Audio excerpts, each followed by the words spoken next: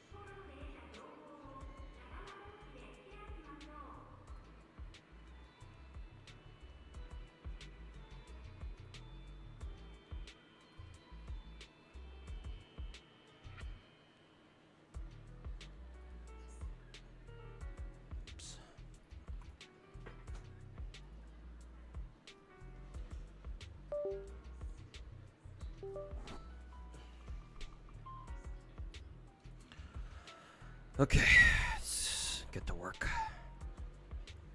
I say work, but what's work, am I right? Mega lol.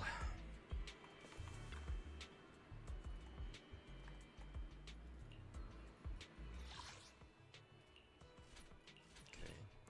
How many ice chips do I have? 76, 161. I still think I need a little bit more.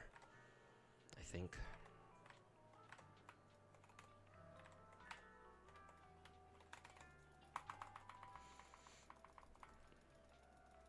Hey, everybody over on YouTube chat. Hey, Lucius. Hey, Area. Welcome back. Quick question. When you pick gachas up, do I drop previous ones? No, not usually. There may come a time when I will have to. I do have a couple of gacha games that I would be willing to drop if that so happens. I have done that before. Last time I willingly dropped a, like consciously dropped a gacha that I had been playing for a while was Girls Frontline 1. Back 2 years ago. Yeah, 2 years ago at this point. Reason why I dropped it was because, one, at the time, I managed to get another job. It didn't last long, but at the time, I was, obviously at the time, I wasn't expecting it. I wasn't expecting to get kicked out again after like 2.5 months due to a layoff. But so at the time, I was all right. Could start a new job. Commute's kind of ass. So I figure I'm just simply not gonna have the time to you know, be able to keep up with GFL 1, because GFL 1 still is a pretty damn grindy game, very intense game to keep up with, given, you know, what that game demands out of you and shit. And so I was like, you know what? Been playing this game for 6 years. You know, I'm kind of, you know, I'm kind of done with that at this point. So I decided, you know what? Probably time to drop GFL 1 now. And so I did. Been playing that game for, what, again, 6 years. And so I was like, all right. That and the sequel to GFL 1, GFL 2, was going to come out later that year anyway. It hadn't been announced at that point for NA, or at least for the global server, hadn't been announced yet, which is kind of funny. But I figured, oh, it's going to come out soon, and sure enough, it did later that year, end of 2024. So December 2024. So I was like, you know what? I'm just going to drop GFL 1 for GFL 2.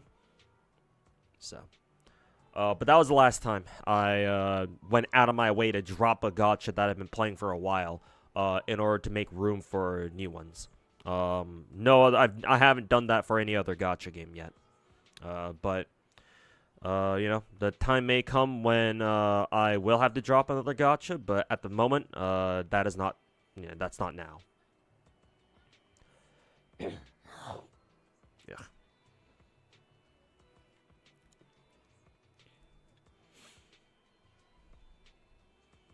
Am I hyped for Zenless 3.0? Sure.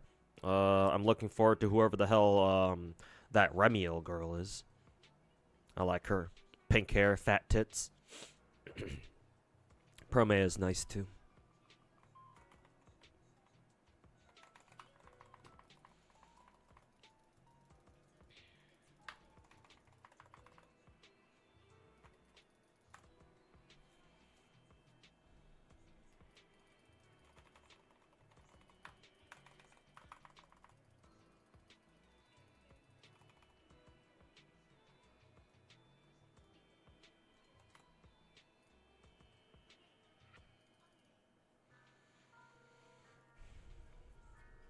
Which gacha do I think has the best pity system? Think it's Nikke, to be honest. Yes, I agree. Out of the gachas, if I'm trying to go over all the more recent gachas too, to make sure, you know, to make sure that I'm up to date with all my different gacha pity systems.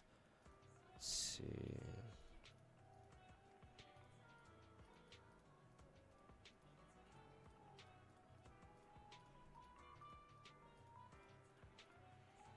Yes. Nikke is still by far the best. I agree.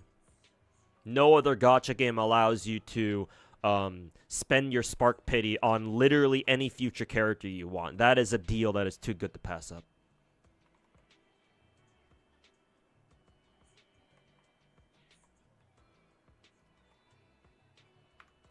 So yes, I am inclined to agree. I also think that.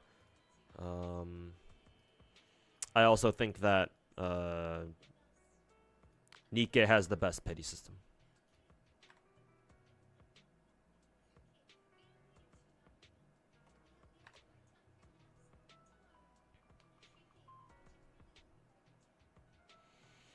DP12 really power crept Somi too much, so I hear. But yeah, it's unfortunate.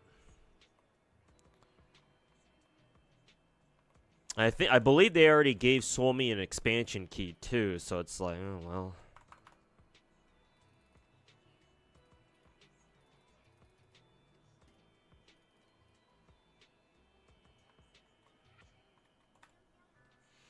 We need more Shotas in gacha games? Yeah, sure, why not? Yeah. You see all these devs who love to put in lollies, so...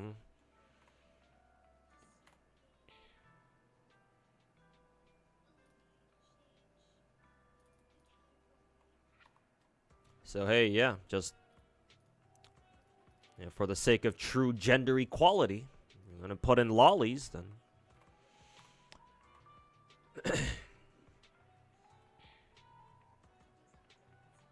Maybe all the people who bitch, maybe all the girlies on Twitter who bitch about, the devs are pedophiles on Twitter will shut the fuck up finally once they start adding in little boys into their game.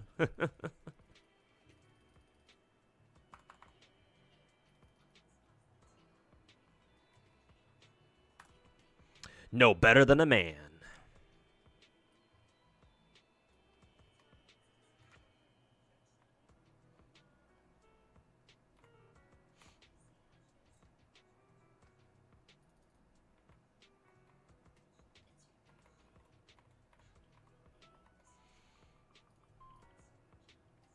Also, St. Tondas is in court with Pokey today. Really? Well, hopefully Pokey wins. Because fuck St. Tontas. But we'll find out.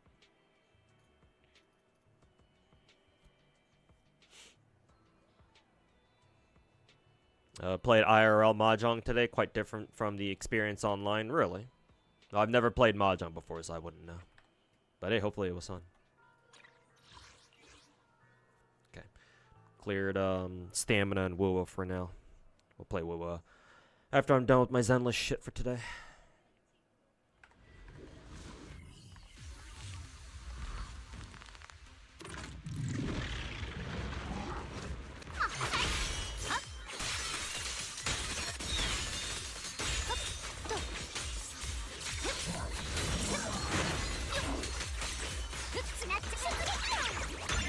Gotcha Snack reacting to your clown hater manifesto video on stream, like right now. I thought,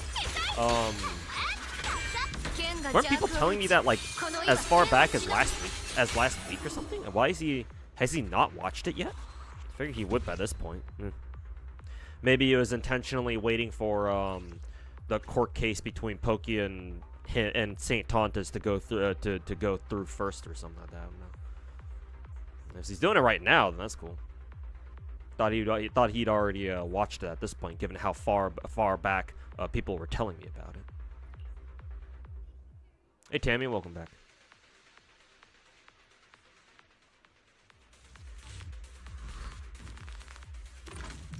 In court, Pokey, St. Thomas is streaming right now. Is he? Then I don't know. Is this like a? Yeah, I don't know what's going on. I don't know why that dude. I don't know why MVP Cost was saying that. Oh, he's in a court case right now with Pokey. Unless he's just talking about the ongoing court case that Pokey just opened against St. Thomas, which would make more sense. But yeah, St. Thomas is streaming right now. But yeah, I don't know why you're saying he's there in court right now.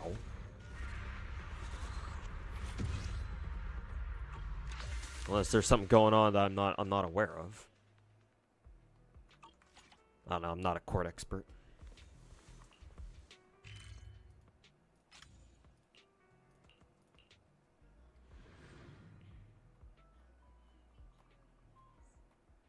Unless you're saying that St. Tontas needs to report to court later today after he's done streaming. But, none of my fucking business. All I'm saying, all I hope is that Pokey wins and St. Tontas fucking gets another cock shoved up his ass.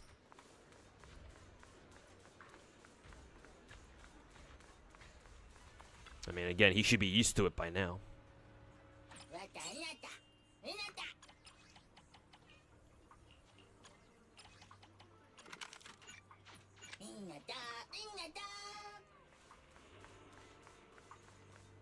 Tectone's ex, I'm assuming you're talking about Pinkachu, said she's suing him again because he kept talking about her and the court ordered him not to. Yeah, I figured that would pop up eventually.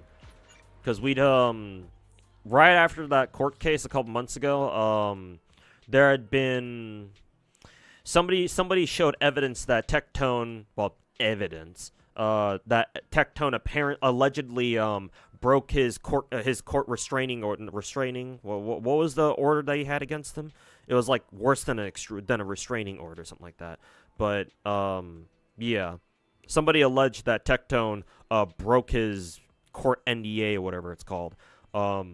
By leaking the details of the court case when he wasn't supposed to on like a burner Discord account or something.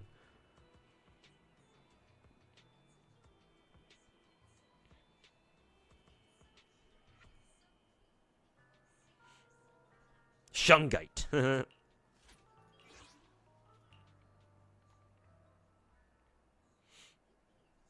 Hey T-Dubs, welcome back. You heard of what I'd done in regards to Nikkei? If it makes you feel any better, Finkel, I got absolutely fucked during Super Wolf pulls, so.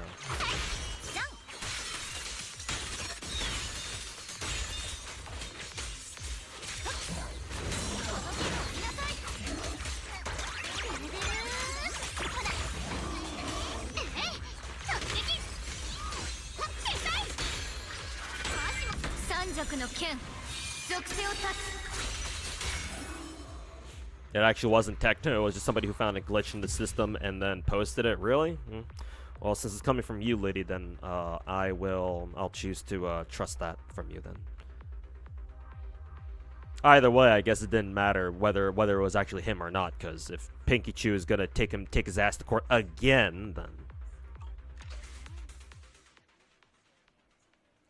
Rat Tone just doesn't learn, does he? You think people like him will ever learn? Like, be so fucking for real right now. Do you think that people, human beings, the likes of Tectone and Saint Tontas, do you truly believe that retards like them will ever fucking learn? Do you think they even have the capacity to learn? Like, very serious question here. Do you think they are able to learn? Cause I don't think so, man. I really don't think so. Like, something short of like something happening in their lives that will threaten to change their lives forever for the worse. Anything short of that, then no, they're not gonna fucking change.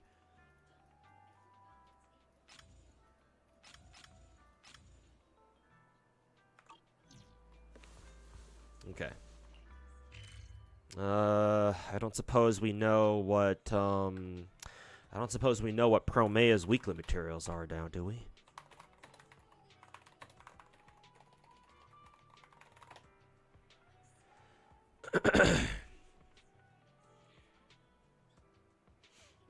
Yeah, no. Her weekly material is something new, so we can't pre-farm for her ass yet, or we can't pre-farm for her ass at all.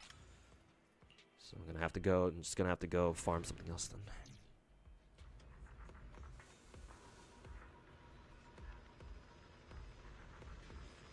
Also, is X is suing him because he got a YouTuber make a video slandering her, asked people like Clown to watch it. Oh, is that what happened? I see. Well, yeah, I don't know why Tectone thought he would be able to get away with that. But hey, you know, that giant bald fucking retarded rat will continue to do giant bald retarded rat things, I guess.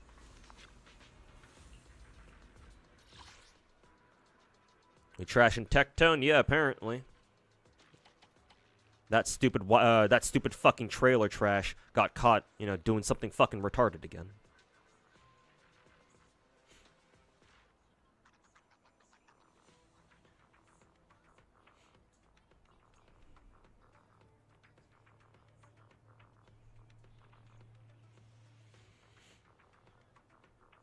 Your polls were mid AF. Unfortunately, only one copy after 50k gems. And what, Nikkei or GFL2? I assume you're talking about Nikkei. At least V6 DP12 only took you 3 coin flip losses. Okay, who do I want to farm for now? Excuse me. 9, I believe. No, 9 is how many weekend materials characters need to get their cores all maxed out. I believe so. What about Neko? Yeah, Neko should have enough.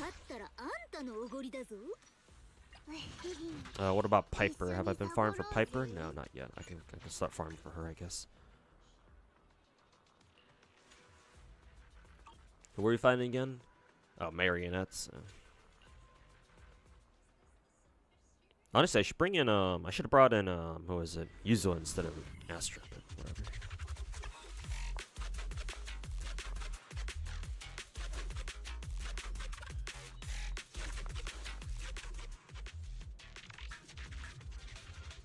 Put DP12 in like a Kalkini or a slingshot? Yeah, that'd be nice. It's too bad the GFL2 scene doesn't really have a big modding scene. What little modders it does have, and like I'm just gonna say it straight up. I've seen some of the mods for GFL2. Like some of them are alright, but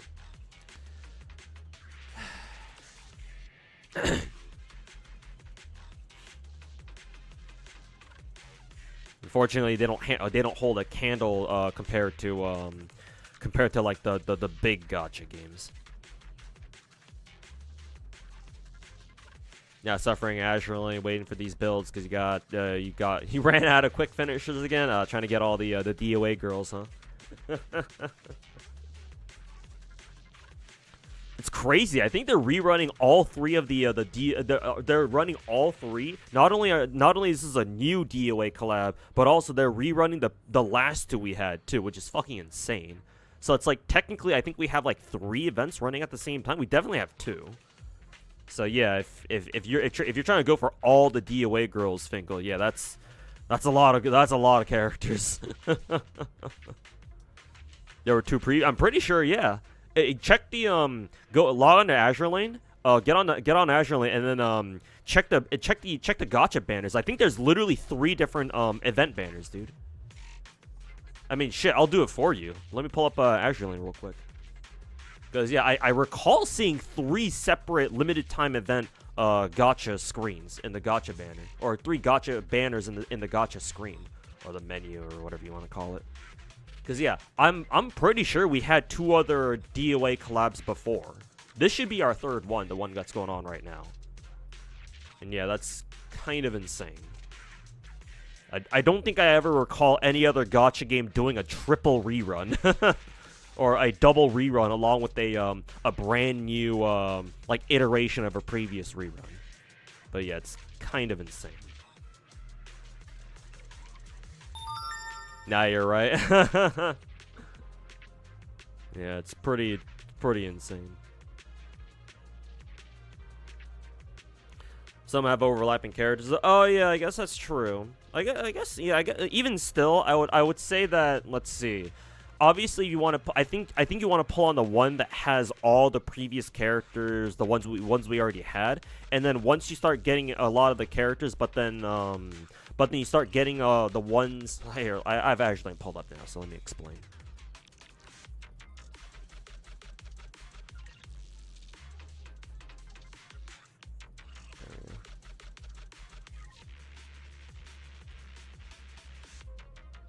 Actually, it's having a hard time loading. Man, this skin right here is a fucking emulator destroyer.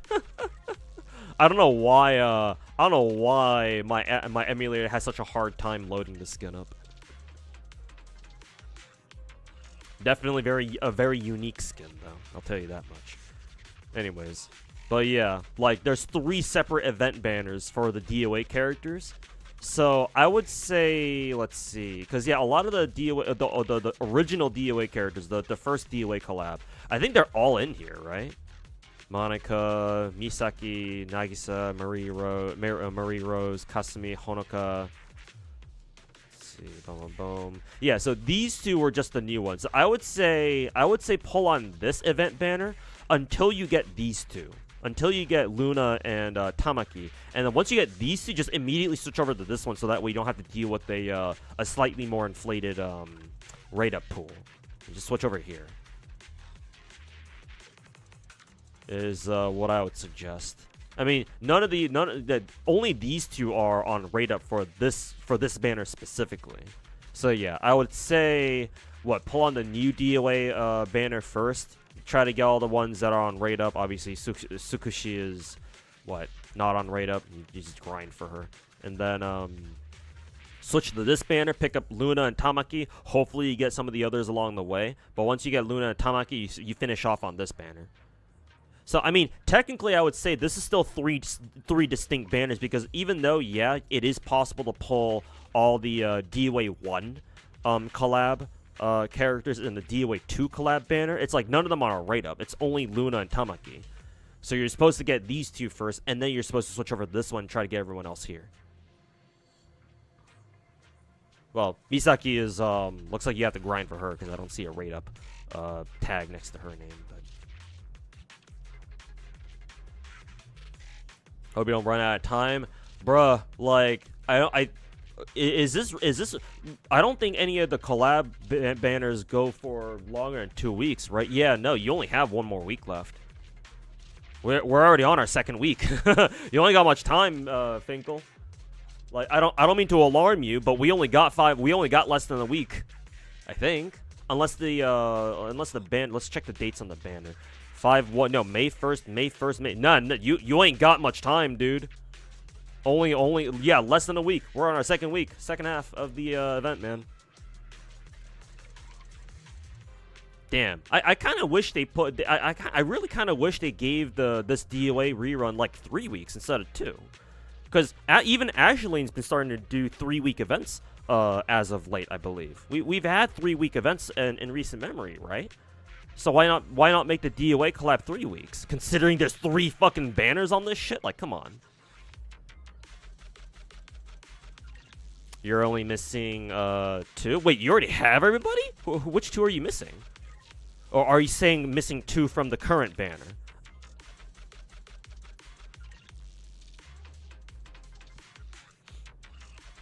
Don't have that much oil to grind 2 events. Yeah, at the same time too. Within like 2 weeks. It's like, yeah.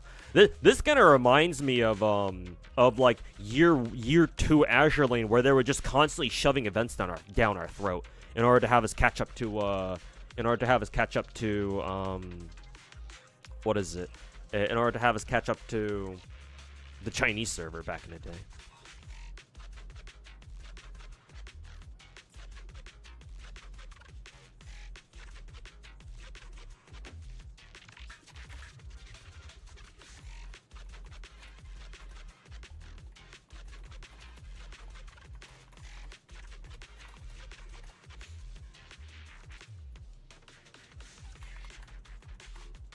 Give me 1 second. Gotta look something up.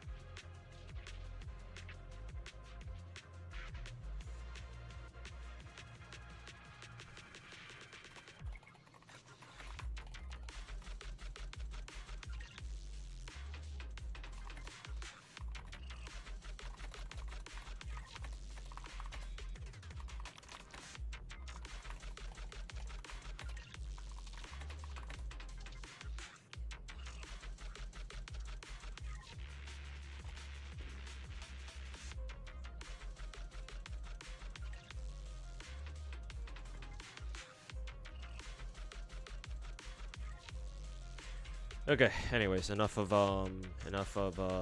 what's the boat's name again? Onryu, right? Enough of Onryu's fat titties flapping back and forth on my home screen. Not that I'm against it, of course. Anyways. Okay, just wanted to show that off.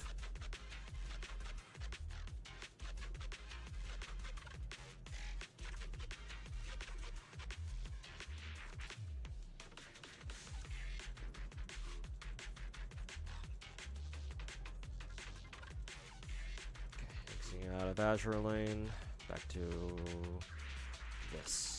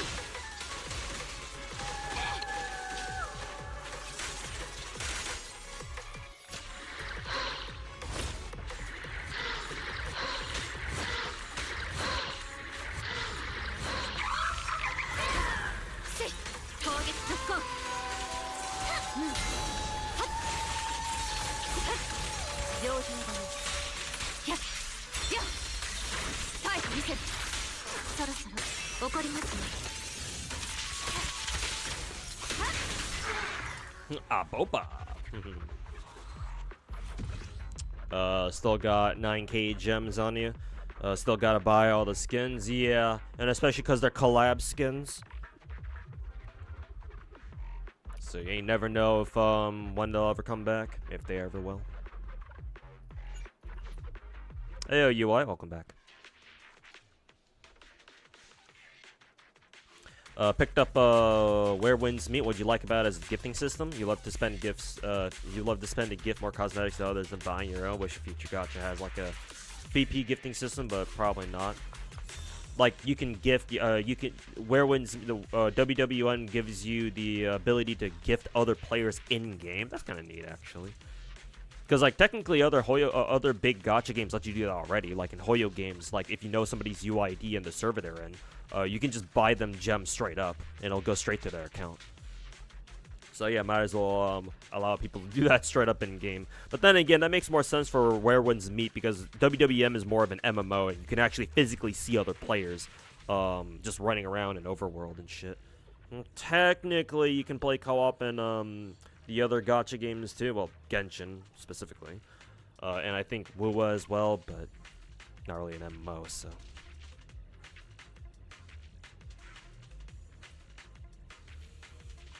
Skull CJ, and then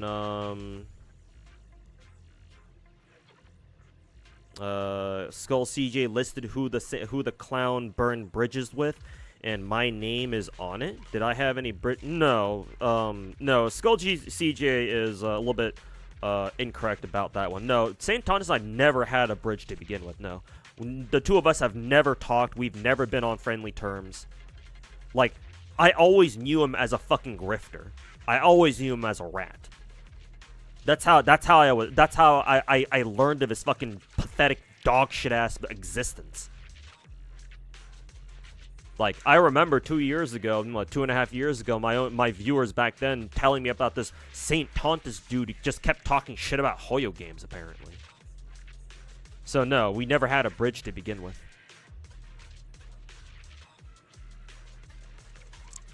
Will the clown go to... No, he's not going to go to jail. I don't...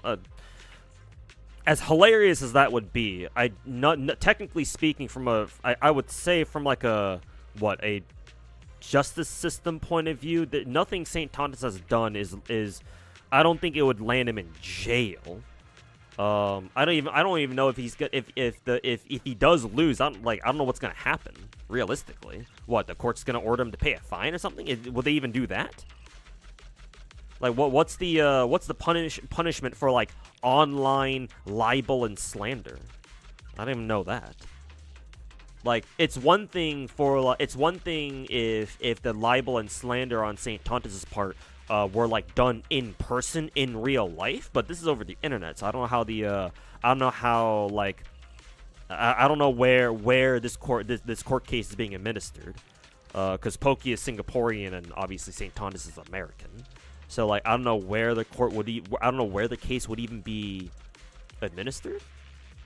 Like, maybe in Singapore, they would take it more seriously, but here in America, I don't know how seriously they'll take it. So, I don't know. Fine or jail. I don't see St. Tontus going to jail over this, realistically. At worst, maybe they'll slap him with a fine or something, and if they do that, then St. Tontus can go suck Tectone's dick a little more for some more money. So, you know.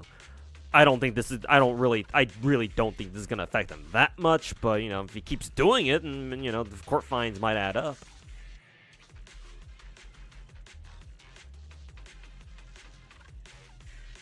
He'll have to pay Pokey. I mean, that makes the most sense, yeah, because all the slander, Pokey could argue that all the slander that he suffered at the hands of St. Tontus has damaged his online career. So, yeah. It was called... Oh, yeah, it was... Tectone had a protective order. Yeah, not a restraining order. A protective order.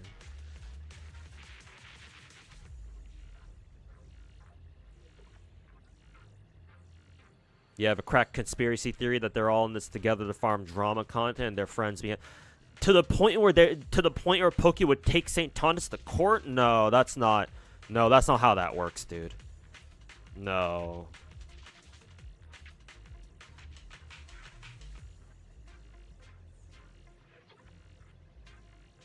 Like, the fact that Pokey is willing to take St. Tontus to court, to fucking straight up fuck-ass court?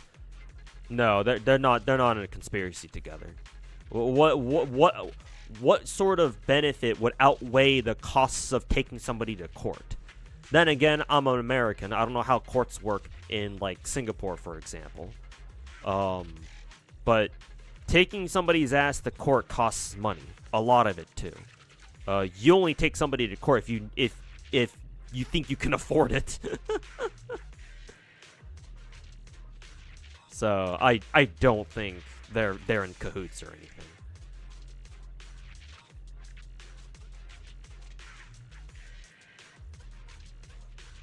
Can we see the other screen we're playing at? The other screen. I only have Zenless and Wuwa up.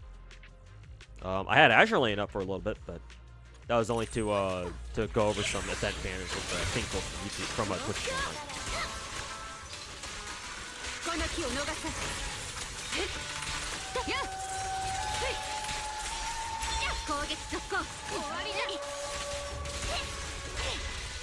Two of us were besties in our dreams? Who, me and St. Tontus? That's kind of creepy.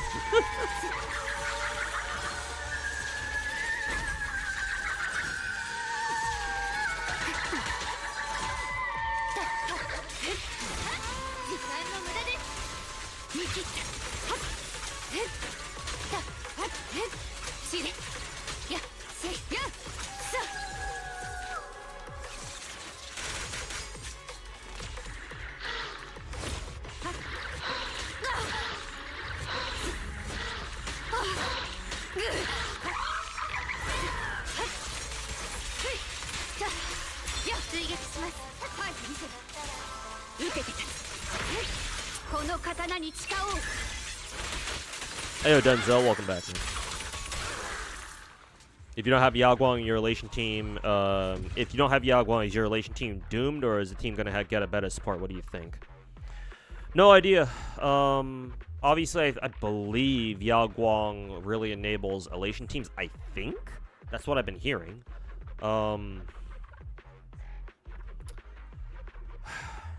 We should be getting more elation characters throughout 4.0. I believe Aventurine Alter is supposed to be elation, so maybe pray that he also enables elation teams like Yaguang does. But if you don't have Yaguang, then yeah, your elation team will probably not be as good as if you did have her. So I don't know. Then again, it's Star Rail, so it really doesn't matter. I don't know why you're worrying about, oh, if I don't have Yao Guang, my elation team is gonna be ass. It's like, bro, it's Star Rail. What the fuck are you gonna use the meta teams for, you know?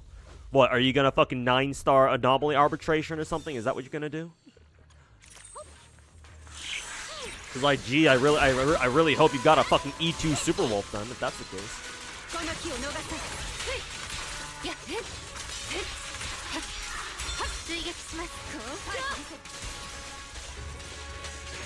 So like me personally, I tell you to not worry about it until Yao Guang gets what is it, like a rerun banner at some point.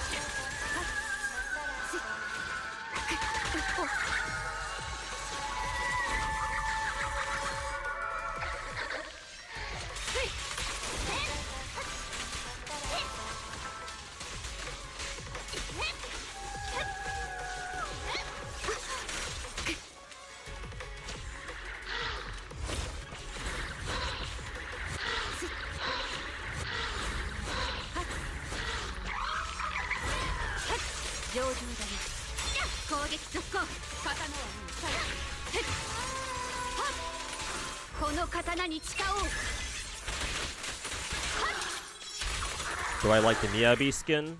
The Chinese dress skin or whatever the hell that was. Yeah, it looks nice. I don't mind. I know other people are like, oh, I know some people pointed out that, oh, all the skins they've given the Void Hunters like black and gold or whatever. I mean, I don't mind. I think black and gold is a fucking sick-ass color scheme. So me personally, you know, I'm down with it.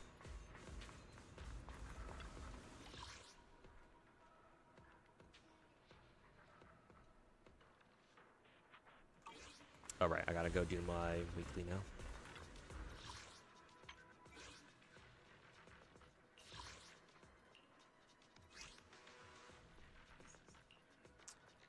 Astra. That's chilling Sisia, so we'll bring in Seed here.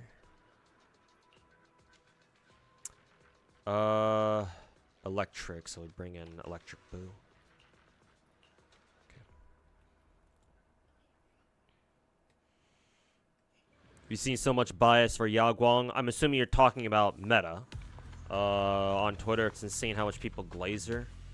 Allow me to look this up for you.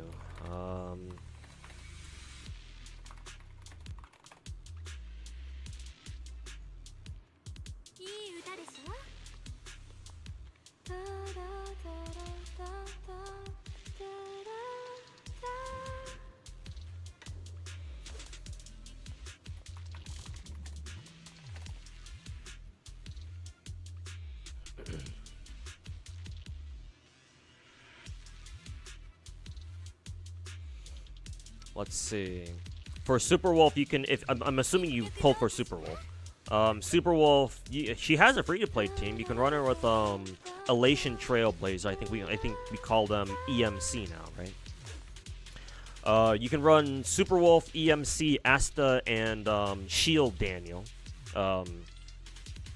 PTDH. Is that what people call it? Is that what Star Rail players call the free Daniel we got? I just call him Shield Daniel. Hey VC, what's going on, man? Thanks so much for the 30 months. Appreciate it, dude. Been doing summer rerun event to get Summer Da Vinci. Surprised they're actually doing a rerun. I mean, yeah, but you know, we kind of saw it coming because you know we're just following JP's schedule. But yeah, they did rerun Summer 5 or whichever summer event that was. But yeah, kind of surprising. Let's see. Looks like Super Wolf's premium team is, yeah, Super Wolf, Sparksy, Yao Guang, and Huehue. Surprisingly, Huehue? Really? That's who they fucking suggest. That's surprising. I've been hearing people bitch about Huehue and how she's quote unquote fallen off apparently. Actually, no, didn't they give Huehue a buff? I think Huehue was one of the characters that got a Nova Flare, no? Because if so, then yeah, I guess that makes sense if her Nova Flare improved her, but did she get a Nova Flare? I don't know. I don't think so.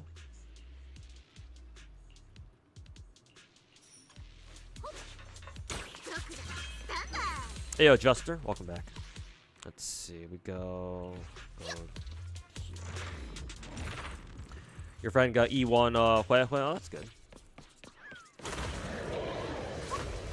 Oh, she did get a buff. All right, good. I figured it. For her to compete with Hysene, yeah, that makes a lot of sense.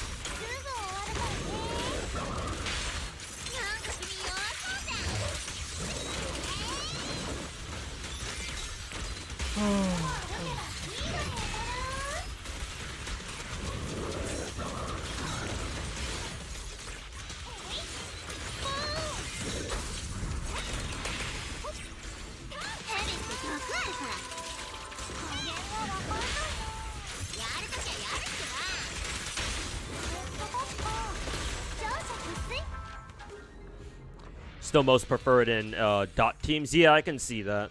Yeah. Because, yeah, dot teams rely on their ults a lot, I think. To help them add more dots and especially for Kafka to get her basic attacks back. Or her follow-ups back, I think. Assuming that's how it works now. Yeah, I'm pretty sure that's how it works. And yeah, Hue giving the entire team extra charge is pretty damn crucial.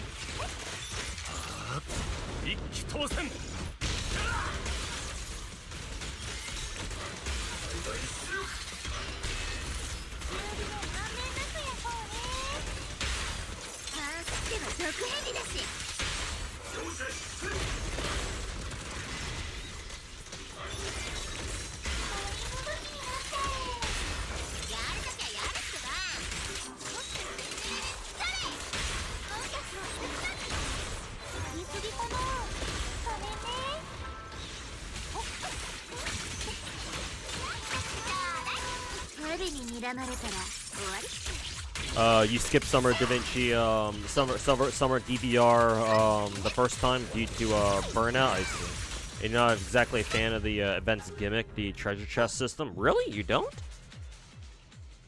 Huh. Because most people fucking love it, because it's basically a pseudo lottery event. But I guess if you don't like it, you don't like it.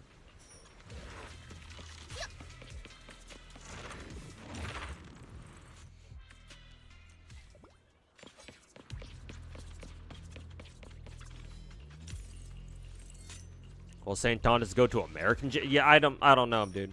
I have no idea.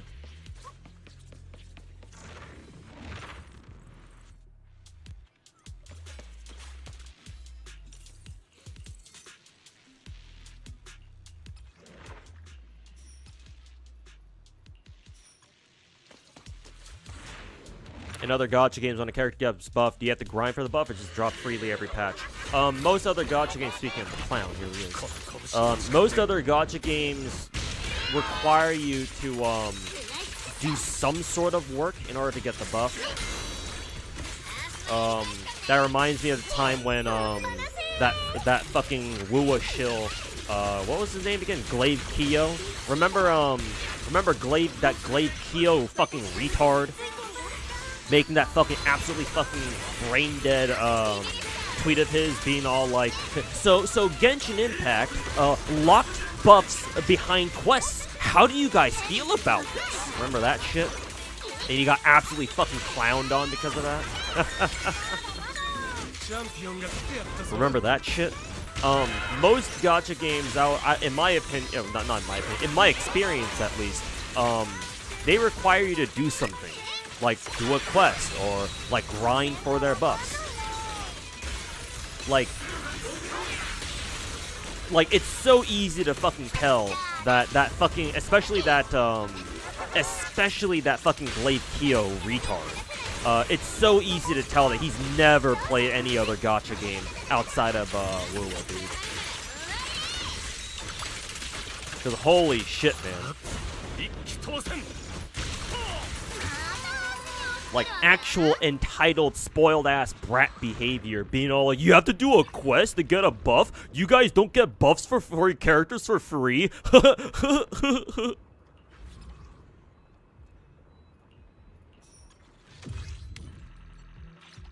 No. I would say most gacha games actually have you do something to get a buff. Of course, it depends on, it depends on the gacha game. Some gacha games, obviously, it's easier to buff characters over others, but it's more of a big gacha thing for them to just hand out buffs for free. So, you don't even need to do anything. Just we just buffed these characters. Hey, go, have fun. We buffed these characters. Go have fun. But I can assure you a lot of other gacha games out there don't just drop buffs for characters for free. Here, while we're on that tangent, allow me to demonstrate. Time to go on another fucking hour-long tangent and waste time. But that's okay. Not that I mind.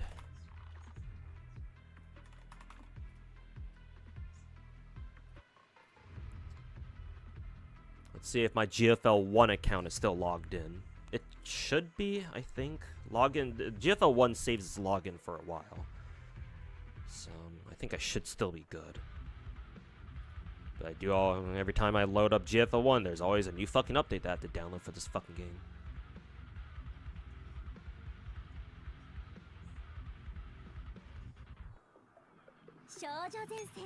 Anyways, here's GFL 1.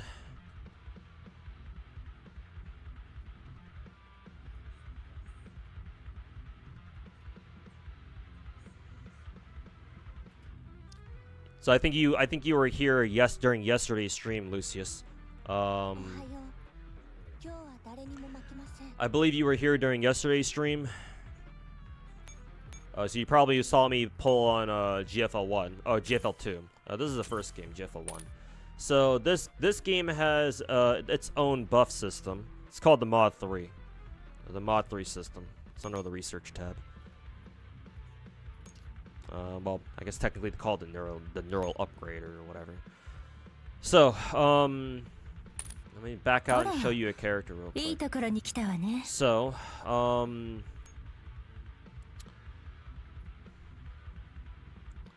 let's take a look at 416 here. You'll notice that this character has the Mod 3 tag next to her name. That's because she's fully upgraded. Characters in this game can receive buffs in the form of a Mod 3 upgrade. And it's called a neural upgrade system. What you have to do in order to buff them, assuming the character has a Mod 3 upgrade available, is you have to first get them to level 100. That's not too bad, at least. You have to get them to level 100. You have to get them to max affection as well. Normally, most characters, most T-dolls have 100 affection, as you can see here, the 100 out of 100. But you have to get them to 100 out of 100 first, and get their asses to level 100, and they must be max dummy linked. The dummy link is like a limit breaking feature.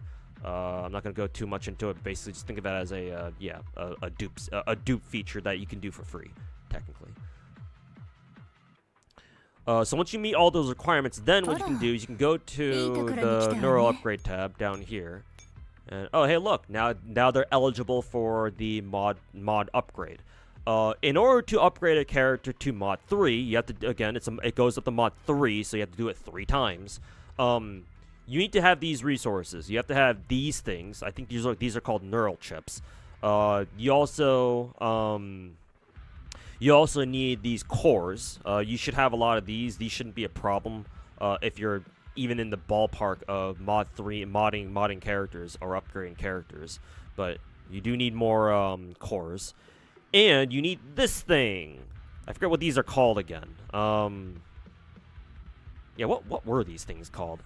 These are a very exclusive material. I think you can only buy them like a couple of times a month or something like that. I think you also get them from clearing events too.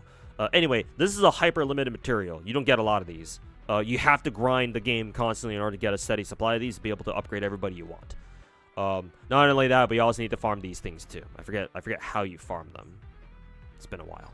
Anyways, so the cores aren't really a problem, but the neural chips and these fucking pyramid-looking things are.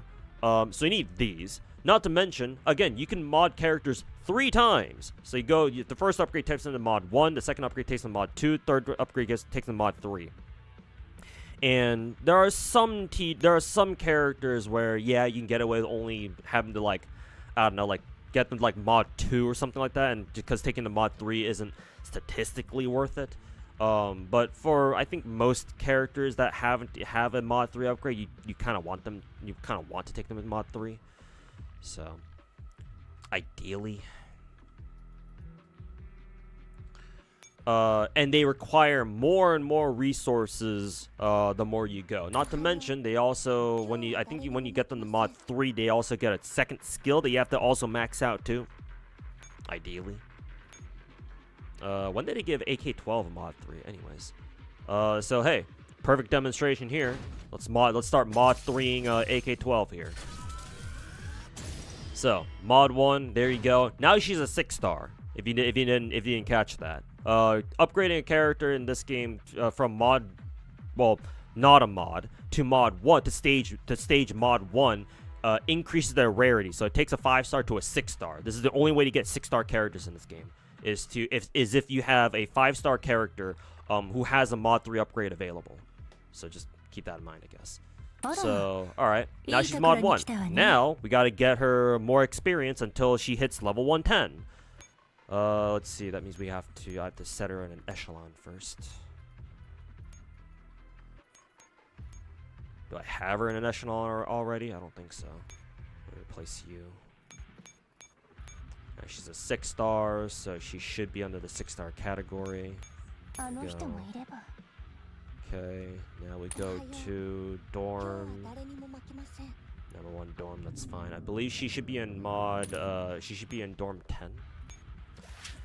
Yep, so go to dorm 10. No, not dorm 10. 9? Was it 9? No. 8? Yeah, she's an 8. So, thankfully I still have a lot of XP. She's just kind of lying around. Alright, so now you gotta give her XP. 334, it's not too bad. But remember that I already have, I gave AK-12 a marriage ring. You can marry characters in the game, by the way, just straight up. And so, if you specifically mod a character who you've already given a marriage ring to, you get the perk of having half XP cost. And that will become very important when you try to level up a character from mod 2 to 3. So, again, remember, normally this will take 668 XP, but now I only need 334. Oh, and by the way, creating, you have to manufacture your own XP files here. That takes time. You can't just farm them, I don't think. Technically you can, but it takes time. You have to stockpile these things. So anyways, get her to 110. Alright, job's done here. Go back to the neural upgrade tab. Go here. Hey, look, I've got enough resources. Let's take AK-12 to mod 2. Boom, there you go. Now she's mod 2. Voila. I think she gets her second skill here. I think mod 3 is when you get, what is it? Mod 3 is when you get their new profile picture, their new picture. Unfortunately, I can't do that anymore because now I've run out of neural chips. So now I gotta figure out a way to fucking farm those again.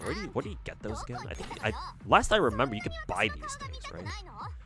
Do I remember where to go to buy these things? Explore. Was that how I did this shit? I don't know. Market.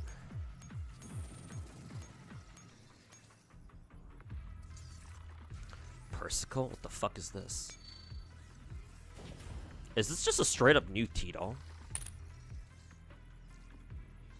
I mean, I got enough currency, so I might as fucking well. Oh, is this literally Persica? Yeah, it is. Alright, well. When the fuck did they add her as a playable character in this game? Is she a playable character, or is she something else? Is she like a tank commander or something? I don't know. Anyways, where the hell do I buy those things anyway? Oh, by the way, this is where you buy these things, the pyramid-looking things, the new type fire control components. Or whatever the fuck these are supposed to be.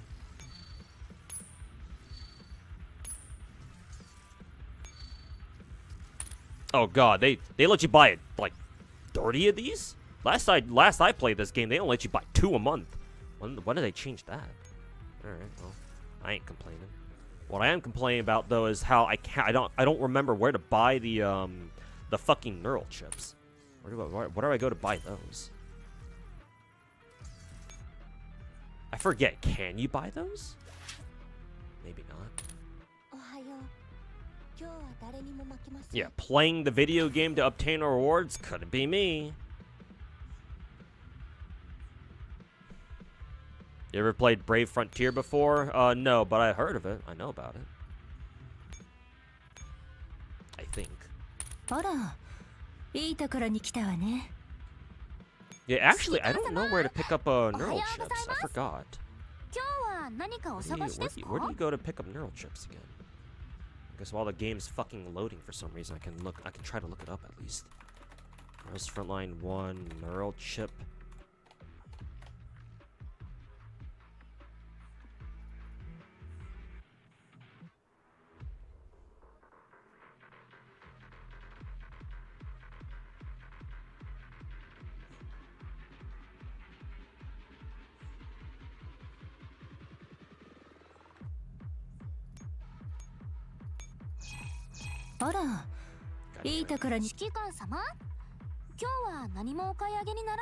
Why does it always load like this every time I click on shop?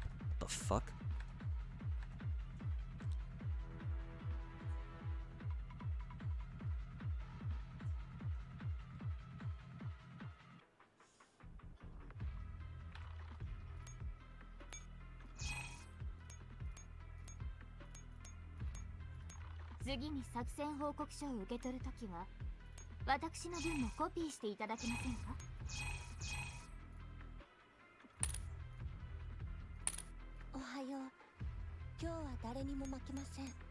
I'm pretty sure you're not gonna buy shit from the friendship store. Okay, yeah, no, I don't know. I have no idea where to pick up the fucking neural chips now.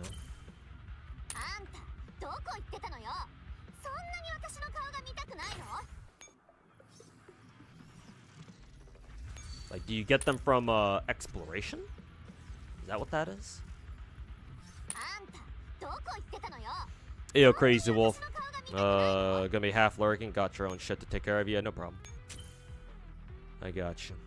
And they gave JS9 a skin. That's cool. It basically looks like her default skin though. It doesn't look any different.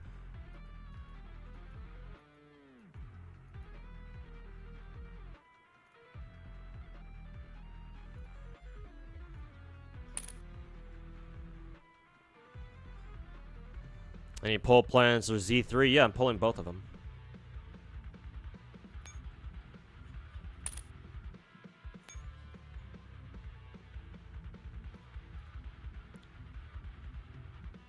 The fuck?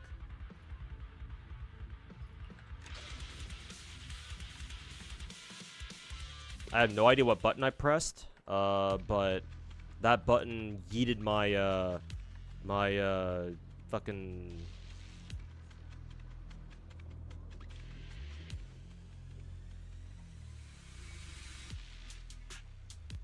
Okay, I have no idea what that did, so I'm just gonna shut down GFL2. Anyways, I was getting off track. To be fair, I was getting off track with that. So hopefully you understand how difficult it is to upgrade characters in other games and other gachas, or how to buff characters in other gachas. A lot of other gachas have you go through like a whole ass fucking procedure to buff them, but then modern gachas these days don't even have you do that.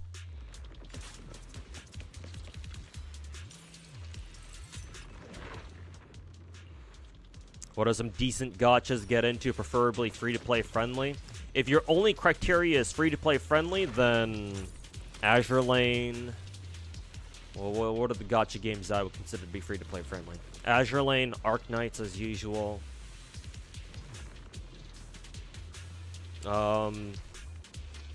Nikke technically? Ether Gazer, Snowbreak. Girls Frontline 2, Brown Dust 2, Chaos Zero Nightmare. Yeah. those are some good starting points. What else? Limbus Company.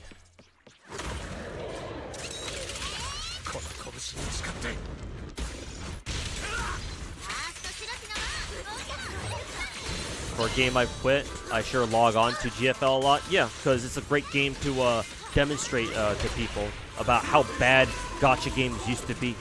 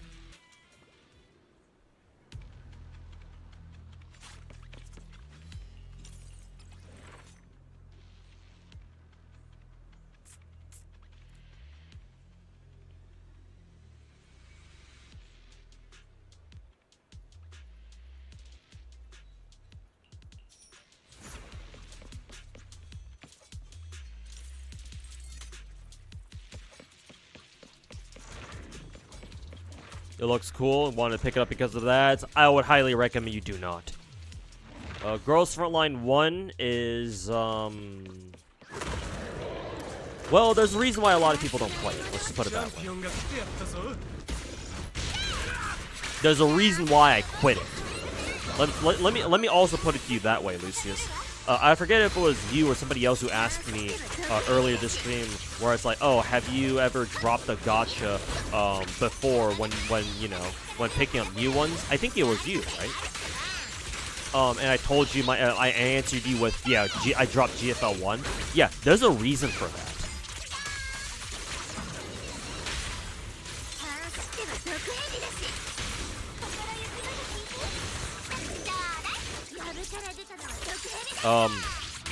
I do not recommend you pick up GFL 1. Just stick to GFL 2.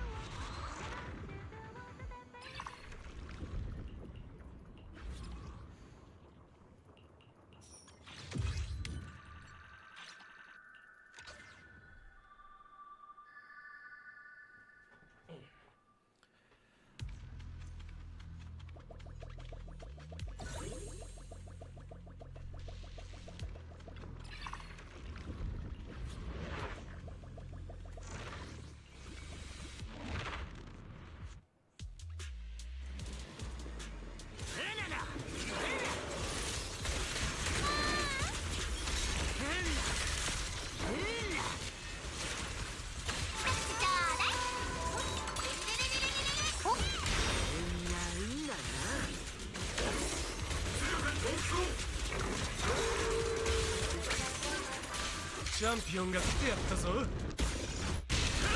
ゃあ足がかるぞね。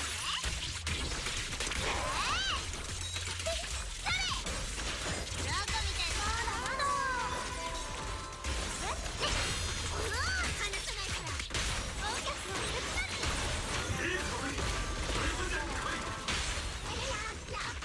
足に絡まれたら終わり。ピッチード、僕たちでバラバラにしよう。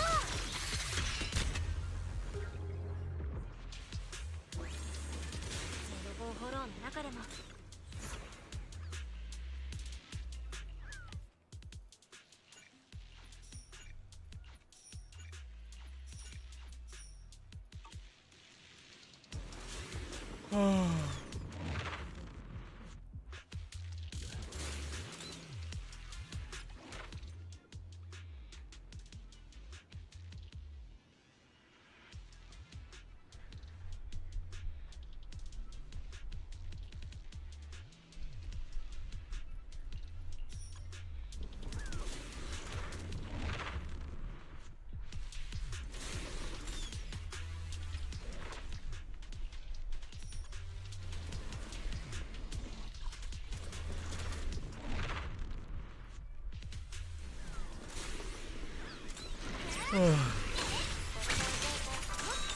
れってゴールドポップ？やったー、これからぼたもち。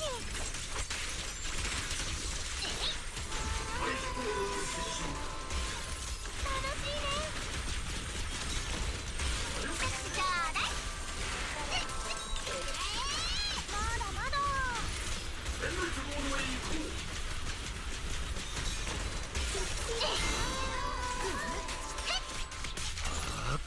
一気当選。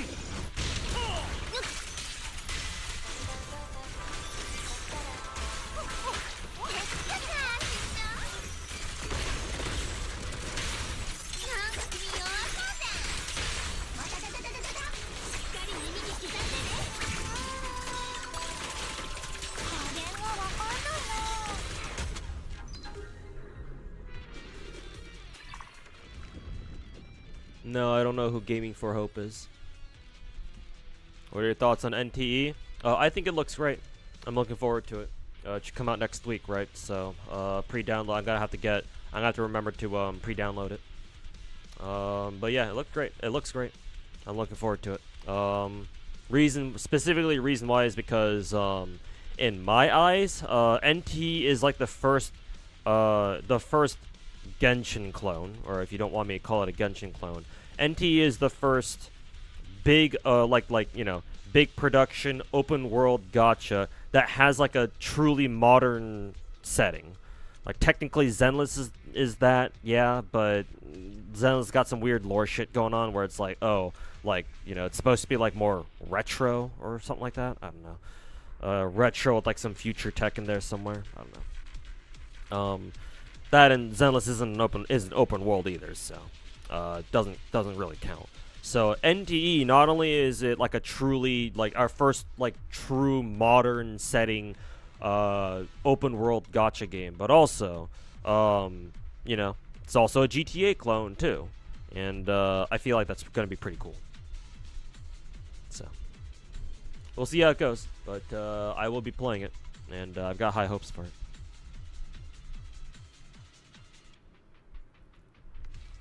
Pre-download is on the 27th. Okay, so it's not out yet. Another 2 days, I guess.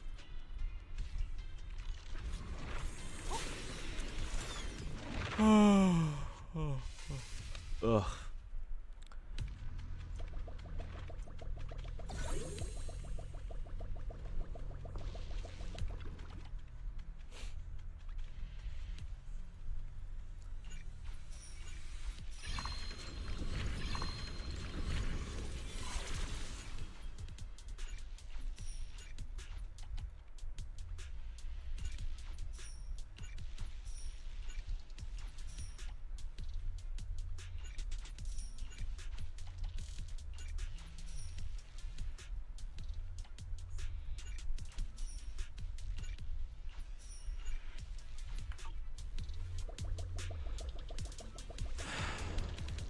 You want NT to run great and show Wuwa Devs how to use Unreal? Did they say NT runs on Unreal? I thought it was on Unity. I mean, I don't care which engine it runs on as long as it runs well. But I thought I was under the impression that NT was on Unity, not Unreal.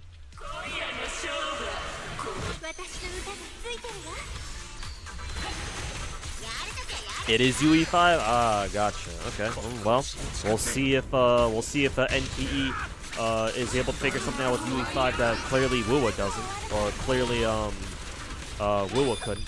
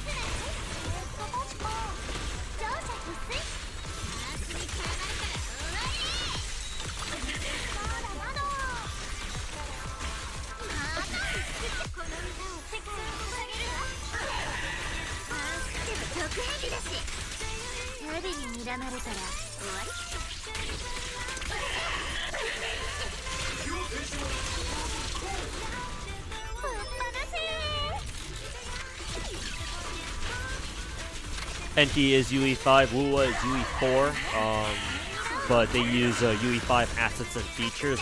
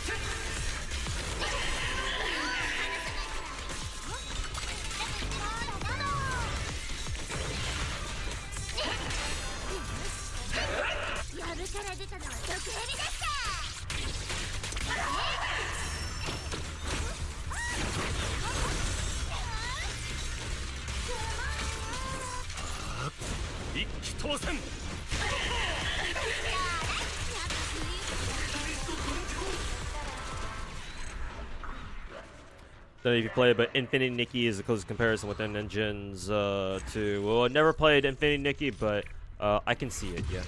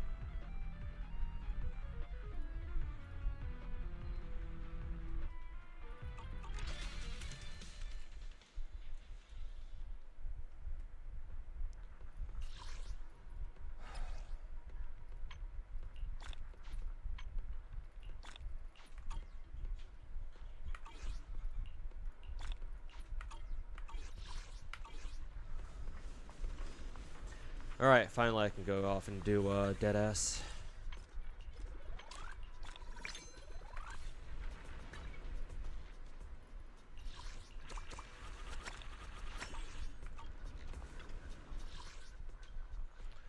Okay, we got this dude again. This guy I'm gonna have to, I remember this guy. I have to, get good at dodging his shit.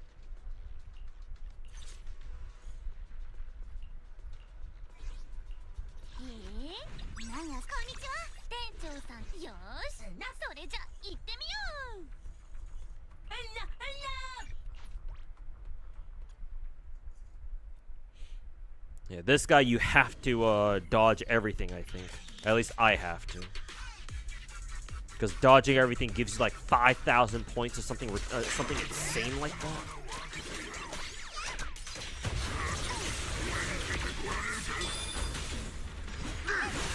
Yeah. So yeah, I'm gonna have to keep doing that over and over until I dodge the entire thing.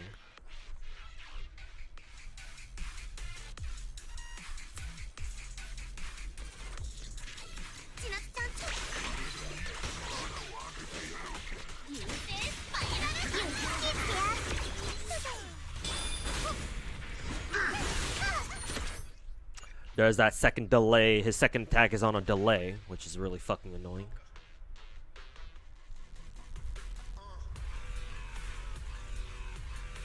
You never played Star Rail, but Silver Wolf kind of hype. You think it's worth picking up now? Any gacha game is worth picking up at any time. If you have any reason to play a gacha, it's always worth picking up. If you want to pick up Star Rail because of Super Wolf, that's completely fine.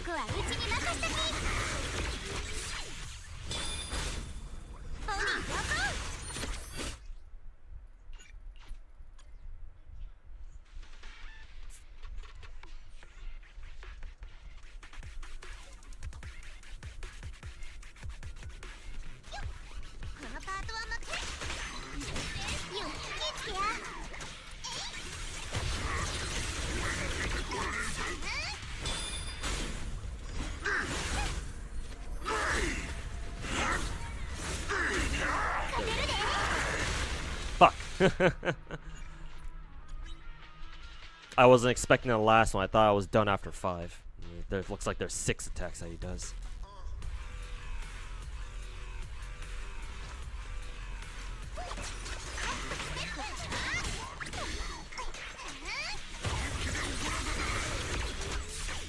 Fuck Hoyo for making him so AOD shilly. Really?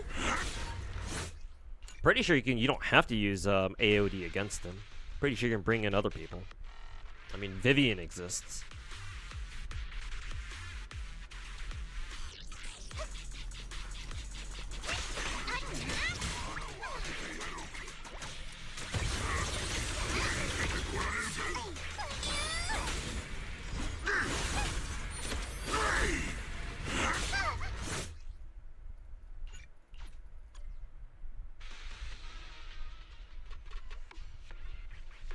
I feel like I am getting better at it, though.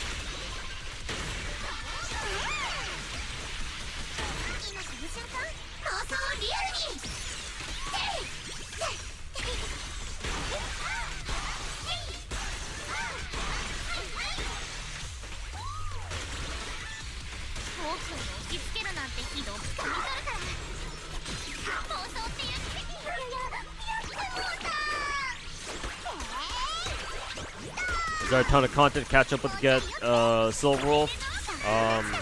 No, if you're just talking about Super Wolf, who's on radar right now, no, you can just pull her immediately.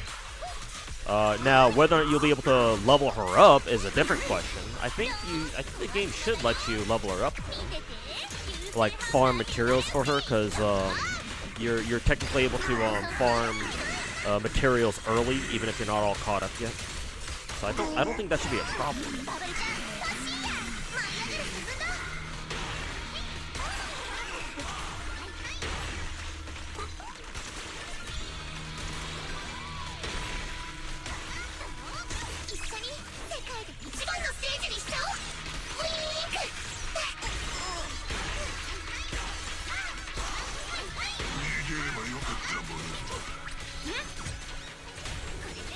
Almost did it. I think there I fumbled the stun shield phase that this boss had. I think I fumbled it a little bit.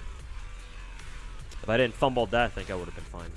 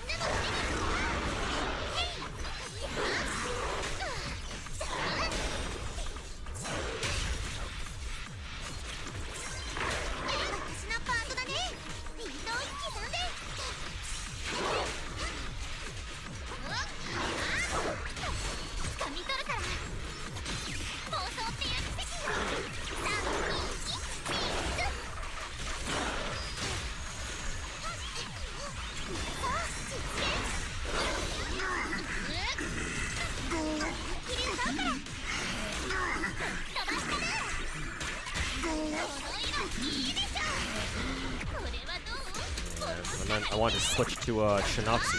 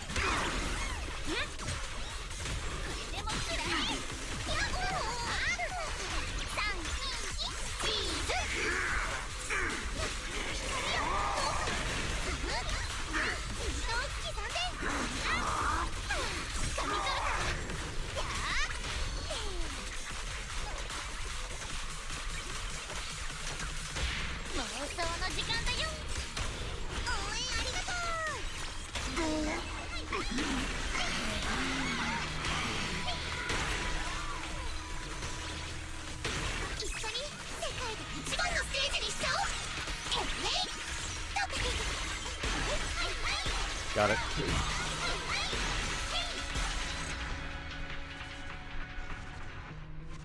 HP inflation is still a brain-dead excuse not to get 20k. It always was, to be honest.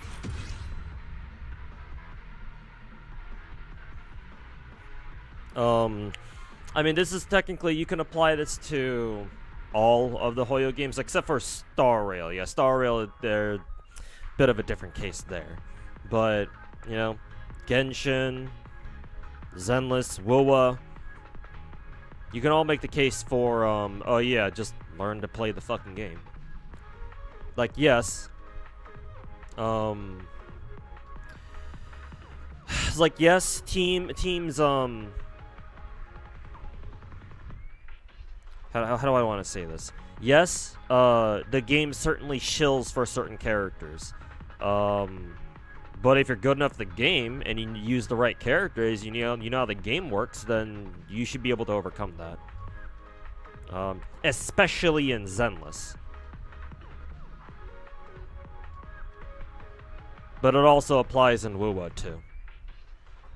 But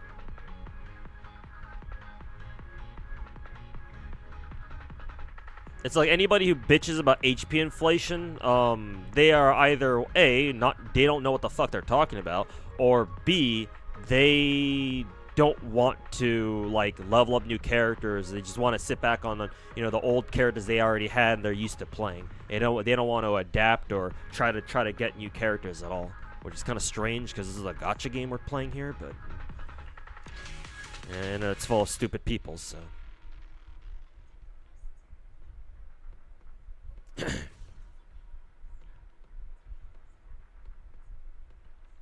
Did you hear counterside EOS? Yeah, somebody in my YouTube chat, one of my regulars and one of my regular YouTube viewers told me about it yesterday. Are gacha games worth playing if you don't care for endgame? Yes, absolutely. Most people who play gacha games don't play endgame. Only a small fraction of people ever touch endgame.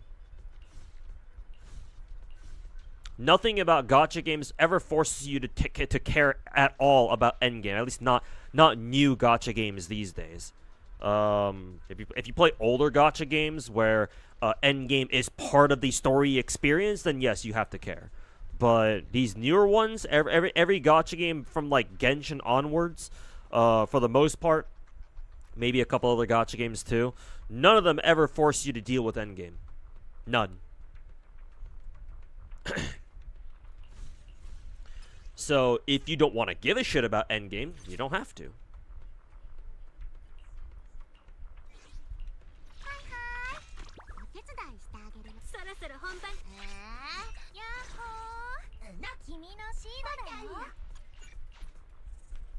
Tempted to go back to Zenless, come back to Zenless just for Billy? Yeah, sure, why not? If you're tempted, just come back in, pull for his ass, and, how's that way you got him? It's fine, you don't like the rest of the game, or if you're one of those, bad character design retards. If you like Billy, come support the game.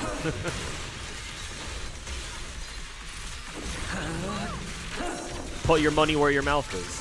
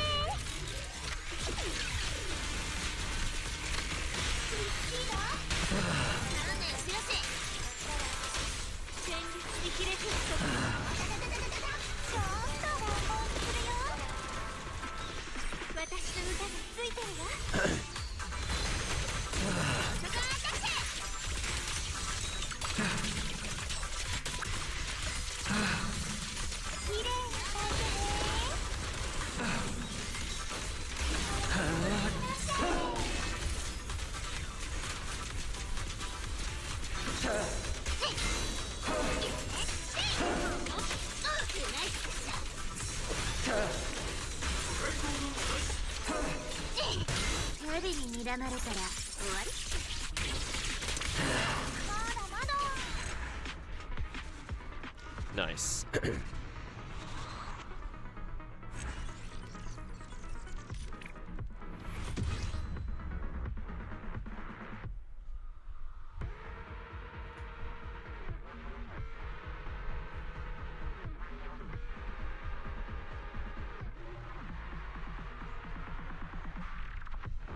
Flaminsky just came back to M6 S Billy. Is Flaminsky the Hazard Tower? No, not Hazard Tower. Hazard Tower is the is a Wuwa thing. Is he the Battle Tower Max Clear Billy dude? I think that's him, right? Because yeah, it would make sense if he comes back if he wants to come back just for S rank Billy. I didn't know he quit Zenless, or at least that's what it sounds like. But if you've beaten Max Battle Tower with A rank Billy, then I think you can say you've beaten the game. So I suppose he's not wrong there.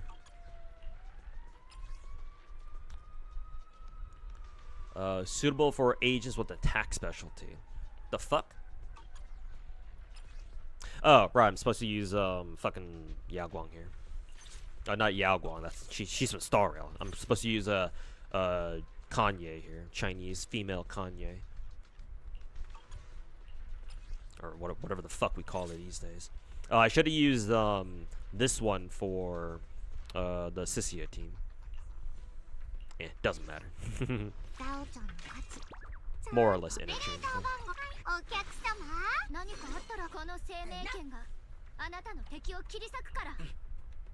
Where's Ayo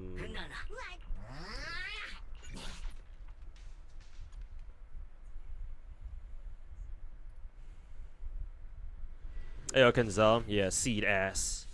Great wipeout screen. S rank Nicole when? At some point they'll add S rank Nicole. They gave us S rank Ambi. They gave us Sambi, and now they're gonna give us Silly. So now we just need a Sikole. Might it's taking a break, waiting for S rank Billy. True.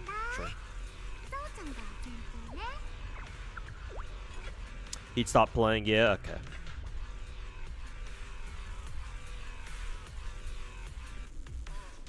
Hey, yo, Mr. J, welcome back.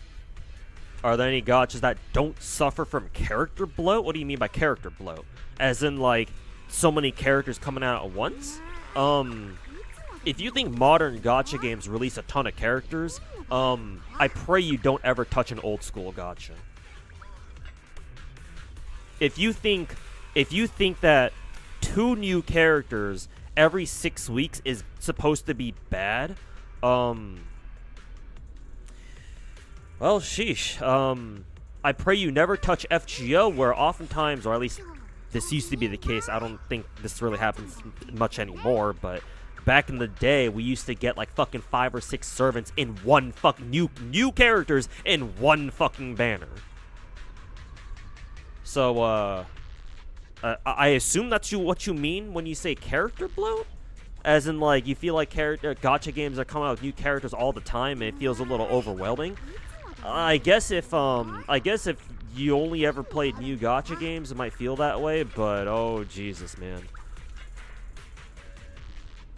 If we're specifically complaining about like how many new characters a gacha game is putting out, then I don't know, man. I feel like I don't know. I feel like modern gacha games are pretty like 今日は調子いいんだ they are alright. 父ちゃんが先頭ね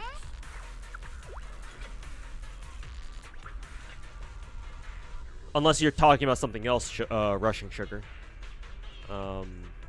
But that's what I get from that when you say character bloat. So you may have to specify that one for me in case I don't understand. But you don't understand, Mr. Streamer. You need those 80 gems, otherwise your account is bricked. Yes, the whole account brick thing that modern gacha players love to fucking bitch about, huh? Oh my god, you guys didn't pull Yao Guang in Star Rail. Time, I guess your account is bricked for the next 3 years. Ha ha ha ha ha. 今日は調子いいんだ Yes. It makes me giggle a little bit on the inside every time I see a new age gacha player, a fucking Star Rail player, or a Wuwa player, or a Genshin player, or a Zenless player talk about how their account is supposed to be brick because, oh, they didn't pull for this character. Yes. いつまでのんびりしてんの Try to experience what it feels like accidentally deleting an entire character from existence from your account. As in, you will never see them again unless you pull them again from gacha, and then come back to me and tell me what bricking really feels like.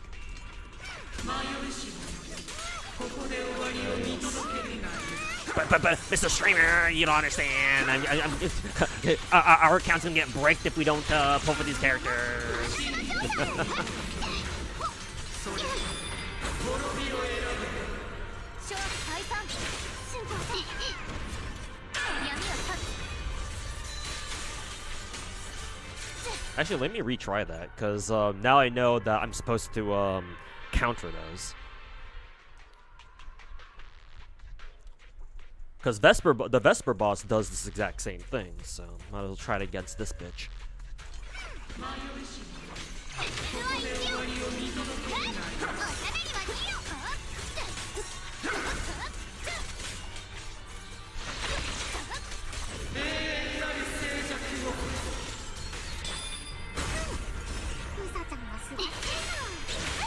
Ooh, that third hit is what I'm getting hit by.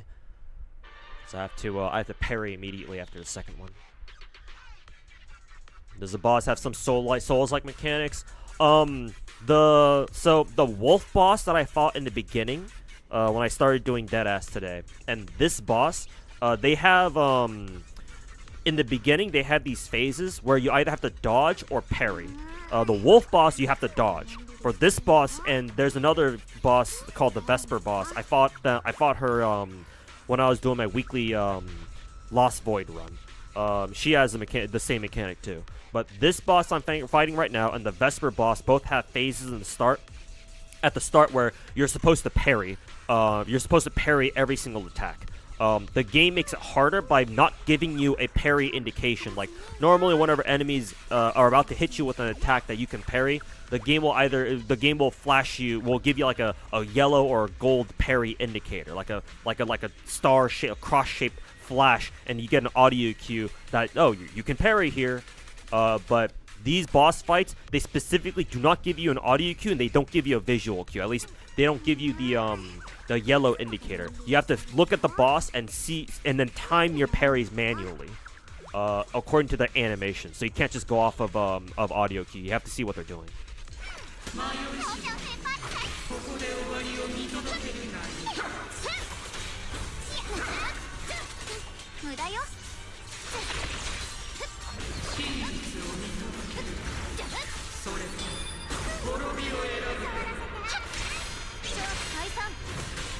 Ooh, the third one is quick too. So all three of those attacks are quick, so I have to go boom, boom, boom. Is Zhao still available for free? I don't know. That's a good question. I'm not sure. Also, I just realized how short Zhao's sword is. Somebody in chat might be able to answer that for you better than I can. But at the moment, I'm actually not sure.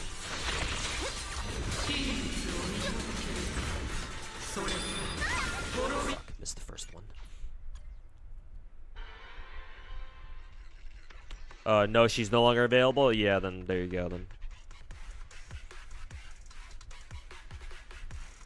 you can't pay with card directly in Stella Sora. What kind of payment options do they have? Do they at least let you pay with PayPal?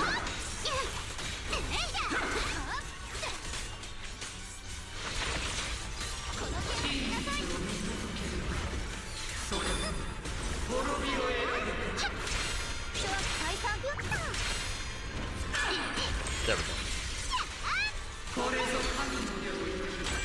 剣が邪悪を打ちこの意は天をしのぐやあ雪明かり雲を照らせ水星のキープ英語に沈めや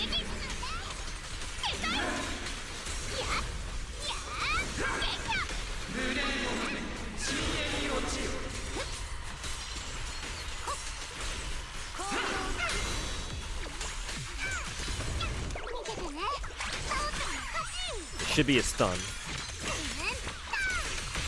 氷の心剣よ我に従い天をかけよ真面目に聞いてください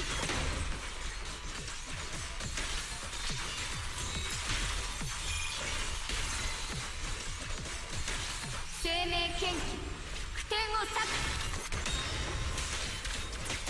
ほっと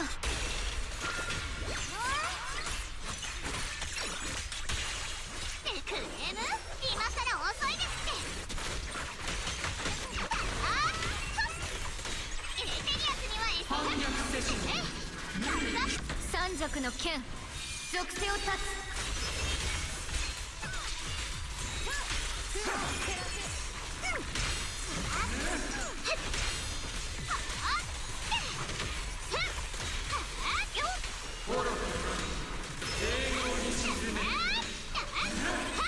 闇を断つ剣を断つこれがなった突撃白き虹が弧を描く日蓮を貫く深淵に落ちる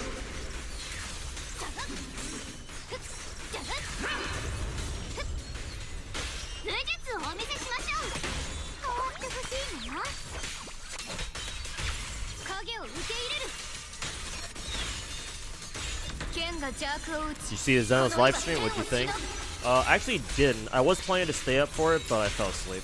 I've been too tired from work these days. この剣たちがあなたを導くわ But I'm excited for Carmea and obviously S rank Billy too, because of course gotta be hyped for our boy, our boy Silly. And yeah, I'm excited for the wind element. We'll see what that what kind of shakeups we're gonna get from that. 剣よ我に従い天をかけよ天を断つ雲を照らせルコーの暁を照らしなさい深淵に落ちるは一応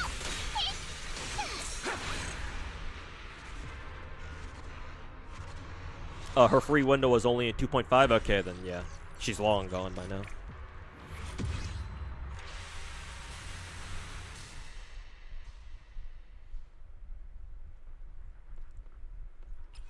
Why would you bitch about an account bricking? We call that a skill issue. I agree. That is indeed a skill issue. But that's a very common theme that you find among a lot of gacha players online. Whenever they do something retarded or fucking stupid, they always blame the game instead of themselves. I'm sure you can come up with a lot of your own examples, but my favorite is whenever people are building pity in a fucking modern gacha game, and then they're like, "Oh my god, I got fucking spooked by a 5-star that I didn't want." And it's like, and they fucking bitch about it on Twitter.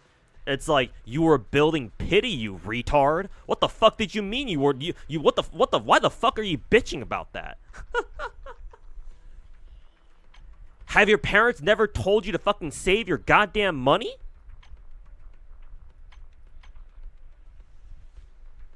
Oh no, I was just trying to build pity. For what reason?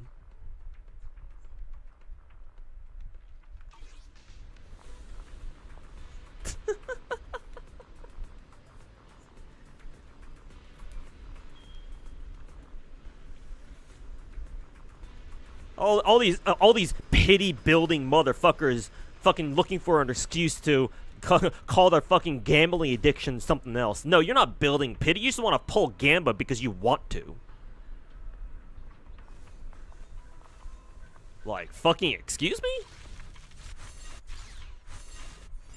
Okay, all the events still, we still got 9 days on them left, so don't gotta worry about those for now. Okay, let's switch over to Wuwa. I'm gonna finish up the stream on Wuwa. We may get Sokaku win version. Yeah, like an S rank Sokaku. That'd be pretty cool, actually.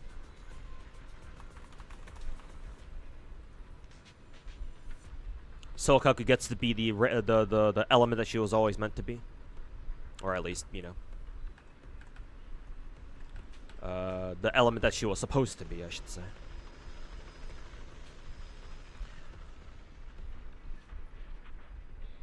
Okay, switching off from Zenless, because I'm done with Zenless for this week. And I will switch over to some Wuwa, because I got a lot of catching up to do in Wuwa. Holy fucking shit.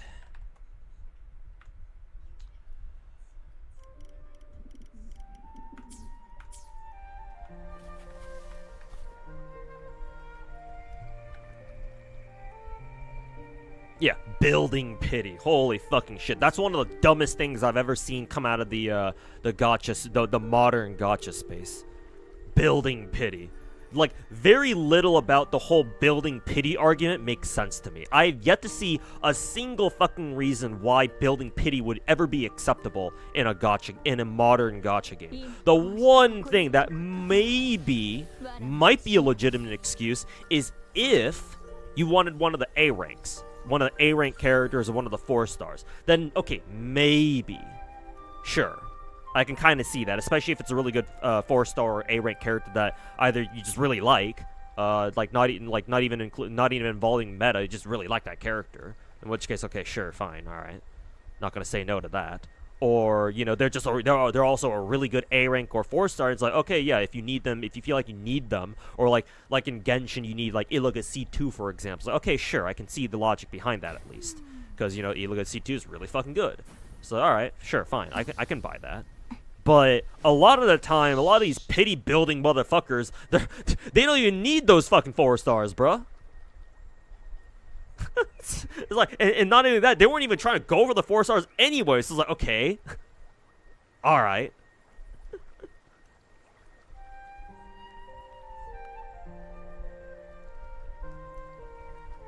Fucking deserve you. At that point, I'm not gonna say you deserve that fucking spook, but it's like, come on now, are we really surprised here?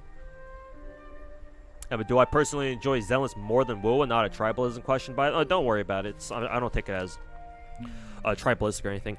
Personally, yes, I do. Not by like a significant margin, but I do enjoy Zenless's combat a considerable amount more than Wuwa's. I'm not saying Wuwa's gameplay is bad. I'm not saying Wuwa's trash. I still think Wuwa is still very good. It's still a fun gacha game, and its combat is excellent. You know, just I'm not trying to rag on Wuwa here, but I do personally enjoy Zenless's more simply because I don't know. I enjoy the flow of Zenless's combat better. I enjoy the boss fights in Wuwa better. I think my biggest gripe with Wuwa is that some of the bosses in this game can feel a little bullshit. I don't know.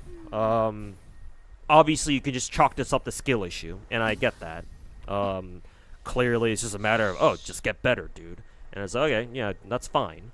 But no amount of skill issue will change my mind from feeling that some bosses in Wuwa, especially quite a few of the tech hologram boss fights, especially the last difficulty, it's like I would like it a little bit more if the bosses weren't just one-shot simulator, where it's like, oh, you make one mistake, okay, you're dead. It's like, if I'm sure other people out there enjoy that. It's like, oh yeah, you have to be fucking perfect and not make a goddamn mistake. It's like, if you enjoy that kind of stuff, that's fine, that's on you. But me personally, it's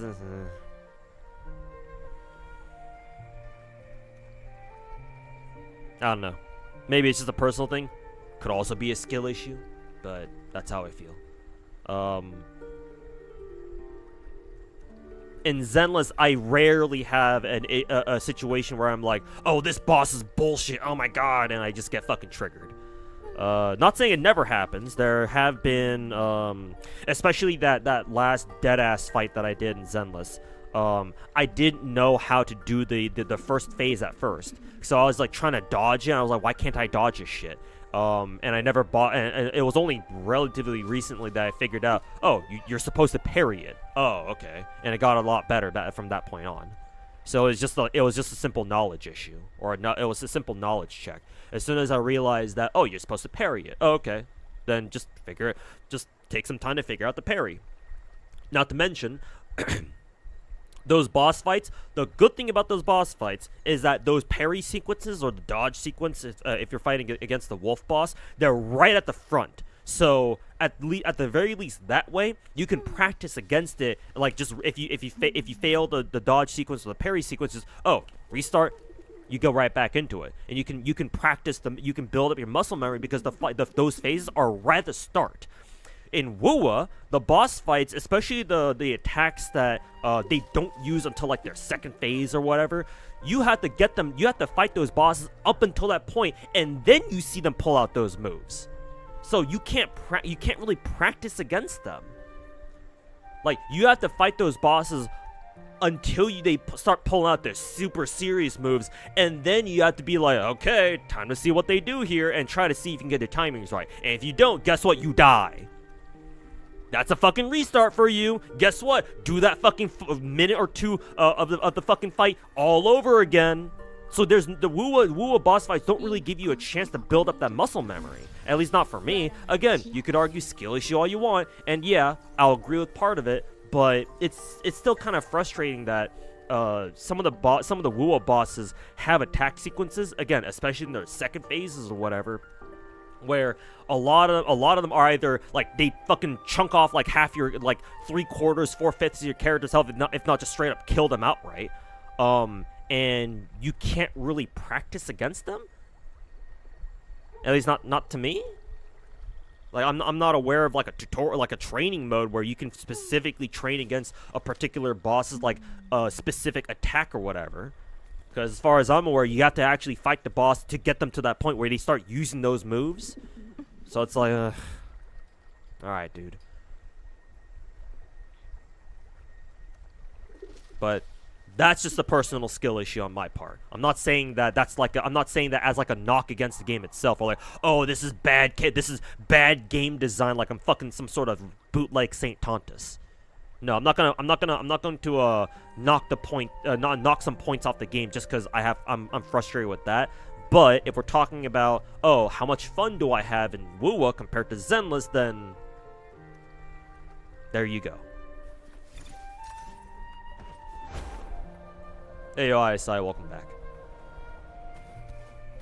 It can always be, oh yeah, obviously it's a little bit of both. Yeah, it's both a skill issue and, you know, perhaps the devs could have designed that a little bit better. Again, I'm not saying it's a bad game design choice or whatever. I'm not that fucking arrogant like some gacha creators out there. But, you know, it becomes a little frustrating, you know? And so if somebody in chat asks me which game I have more fun with, then yeah, that's gonna come to mind, or that's gonna come to mind. Yeah, it's just how I see the game. Miyabi got a new costume. Yep, it looks good. I know some people are like, oh, you know, more Chinese costumes, but I think it looks good. I think it's all right. you find Miyabi at a very Chinese time in her life. What can we say? All right, let me do the weekly shit first. I'll try to get Wuwa done. We get to bring Fire Team. Nice. I always love Fire Team.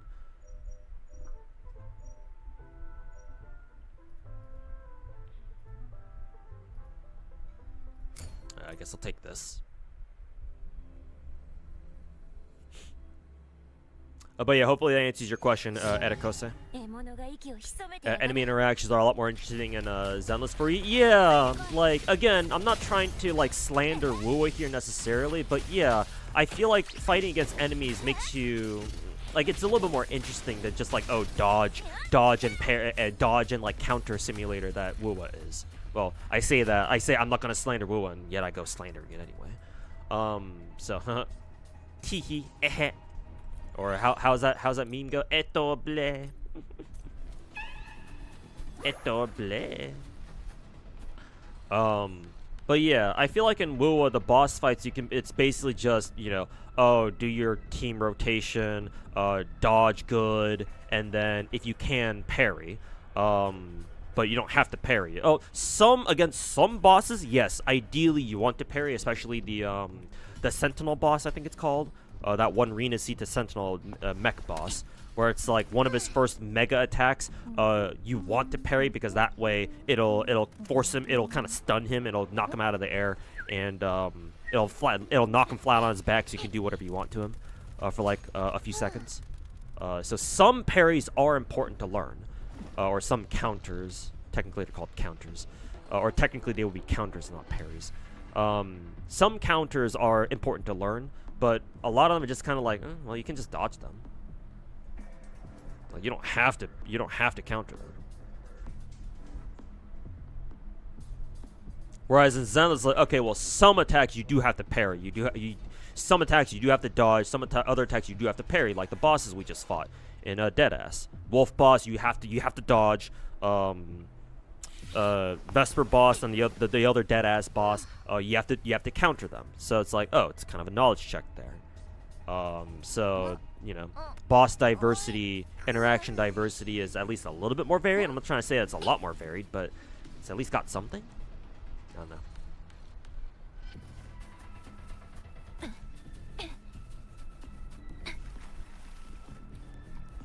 Yeah, eto bleh.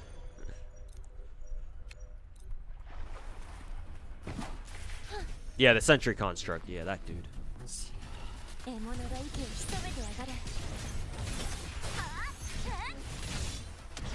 Ow.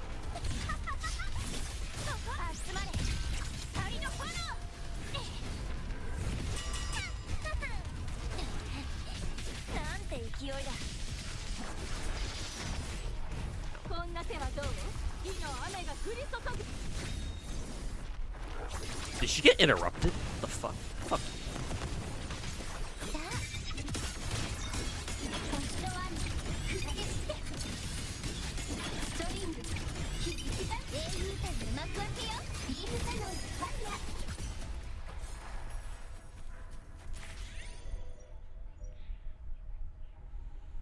Biggest problem with Wuwa is that dodging and parrying is generally a DPS loss, so you're incentivized just to face tank and just fucking shit out your rotations. Yeah, unfortunately, for plebeians like me, for example, my Chun-Li is only S0, so like, she can't afford to just face tank hits, because she doesn't have that interruption resist buff that one of her resonance chains gives her. So unfortunately, you know, the plebeians like me have to actually dodge and shit.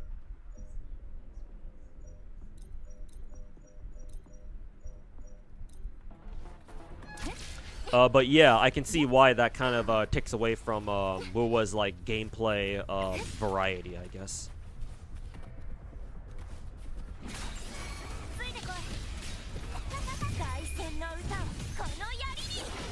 It's her S1. Figures.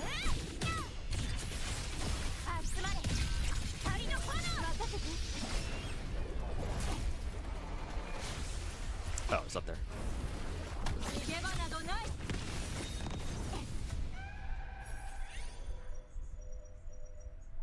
Basic attack, crit rate, basic. Is anybody a basic attacker on my team? Go for crit rate.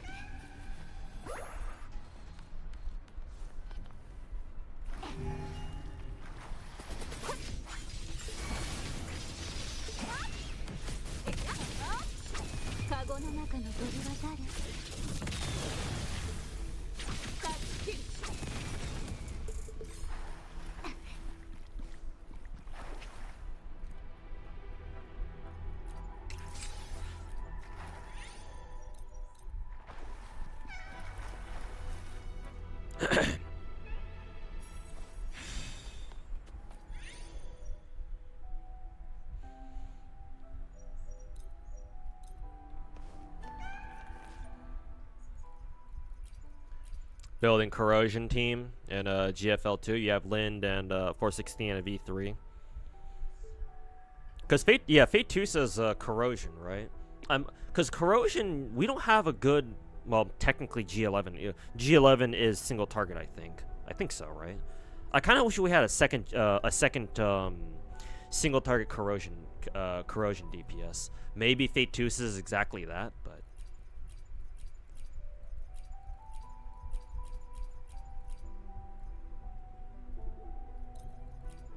Shit, I should have gotten this one instead. Fuck. Should have gotten the attack buff item instead.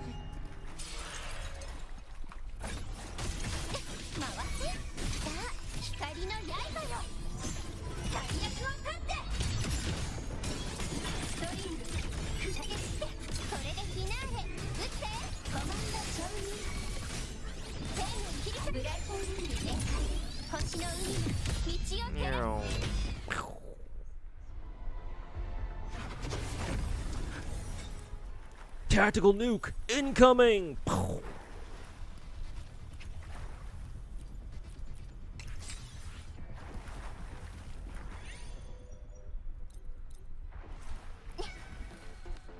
What do I think about NT? I'm looking forward to it. I have high hopes for that game. I will play it day one when it comes out.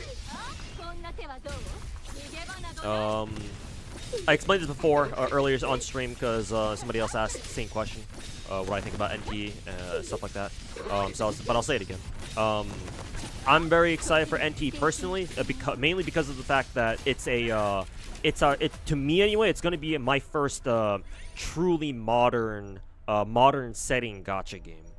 Take resident skill because Chun-Li can benefit from that. What I mean by that is that it's a gacha game that takes place something that resembles modern day. I know technically NT is supposed to be like what, near future, but it's modern enough for me.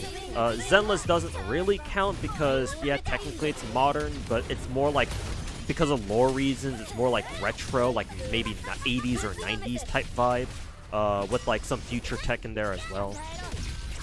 Not to mention it's not an open world game either, so not exactly the same. We're not even talking about the same genre anymore technically.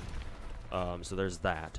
And not only that, but NT is also a GTA clone, so I think it'd be really cool for us to, you know, liberation damage or dream. Actually, we'll take the double dream length duration or whatever. Anyways, where was I going with this? I actually think it's gonna be really cool that we're gonna be able to have and keep our own cars. Like, it's kind of funny because I didn't really care for GTA before NT. Like, I first heard of NT, but as soon as I realized, oh wait a minute, NT is gonna be a GTA clone pretty much. I was like, oh shit, okay. And all of a sudden, I got a lot more interested because of that. Really, I tried dodging. It wouldn't let me. Well, that's cool. I guess I'll just nuke you with fucking aim. Bitch.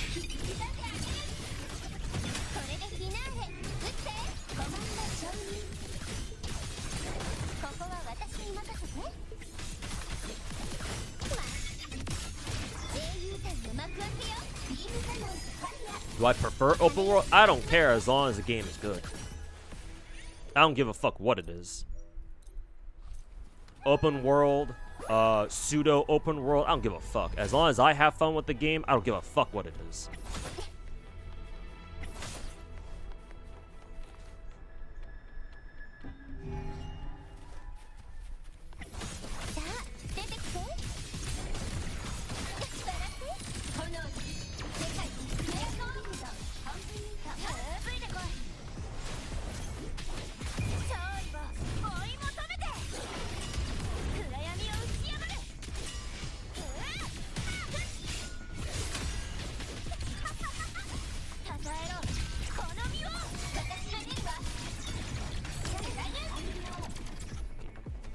Not gonna use that just yet.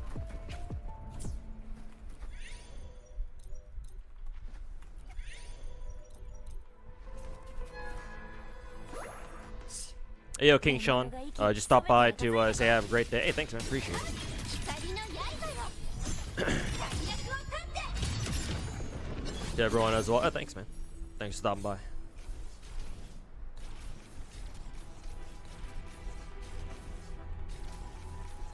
There we go. Go for the basic attack speed.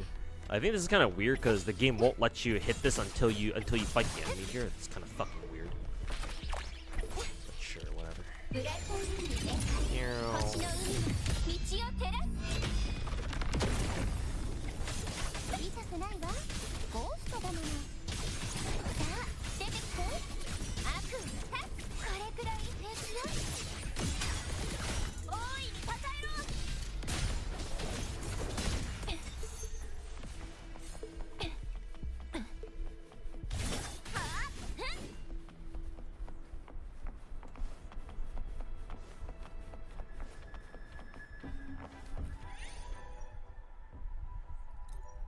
Well, resonant skill damage would have been useful if my Changli wasn't fucking dead. My Changli didn't get mauled to death by bears like she was a Japanese tourist. You've been enjoying Mongol Star Drive recently? RNG seems a little grim though. Oh yeah. Me personally, I'm not gonna touch Star Dive with the 10th pull mainly because of its publisher. Because I do not trust Netmarble at all whatsoever. But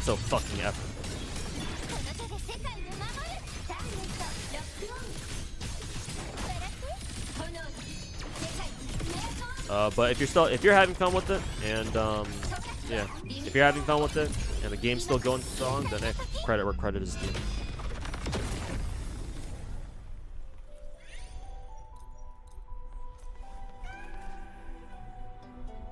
What's wrong with Netmarble? They are oh nice, it does actually res my Changli. That's good.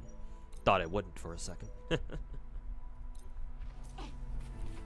Netmarble is a Korean publisher, and I urge everybody out there to never trust Korean developers or Korean publishers specifically. Though Korean developers too can be kind of hit or miss.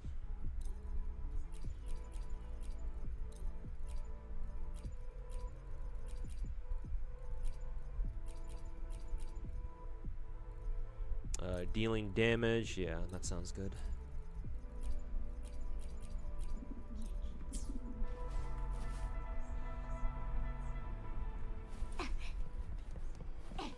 How come? Oh boy, do I want to go into this spiel again? Sure, why the fuck not? Back in the day, these companies may be a bit better about this these days. But back in the day, especially when I was first starting to get into online gaming and shit, Korean companies like Netmarble, and especially Netmarble, Nexon, whatever others that you can think of, they were infamous for putting out like these really fun free-to-play games, but that would eventually get ruined slowly but surely over time, some faster than others. Because those Korean companies would make them uber fucking pay to win. Like, ridiculously pay to win.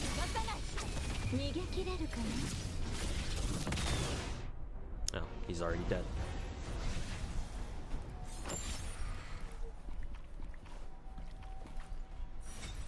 I'll give you my combat arms rant that I've ranted about several times at this point. But I'll give you my combat arms rant real quick. Matter of fact, I think this time what I'll do is actually, do I want to go through the trouble? Sure, fuck it, I will.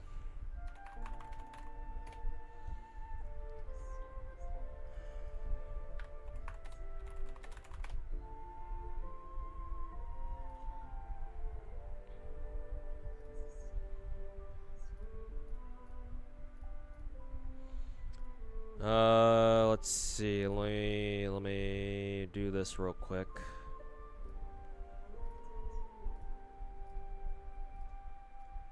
All right. So the first online game that I ever used to play, it was called Combat Arms. I've got gameplay, some of my gameplay from back in the day up on the screen right now. An unbelievable montage or whatever the fuck I called it. So yeah, enjoy this while I fucking go on a rant.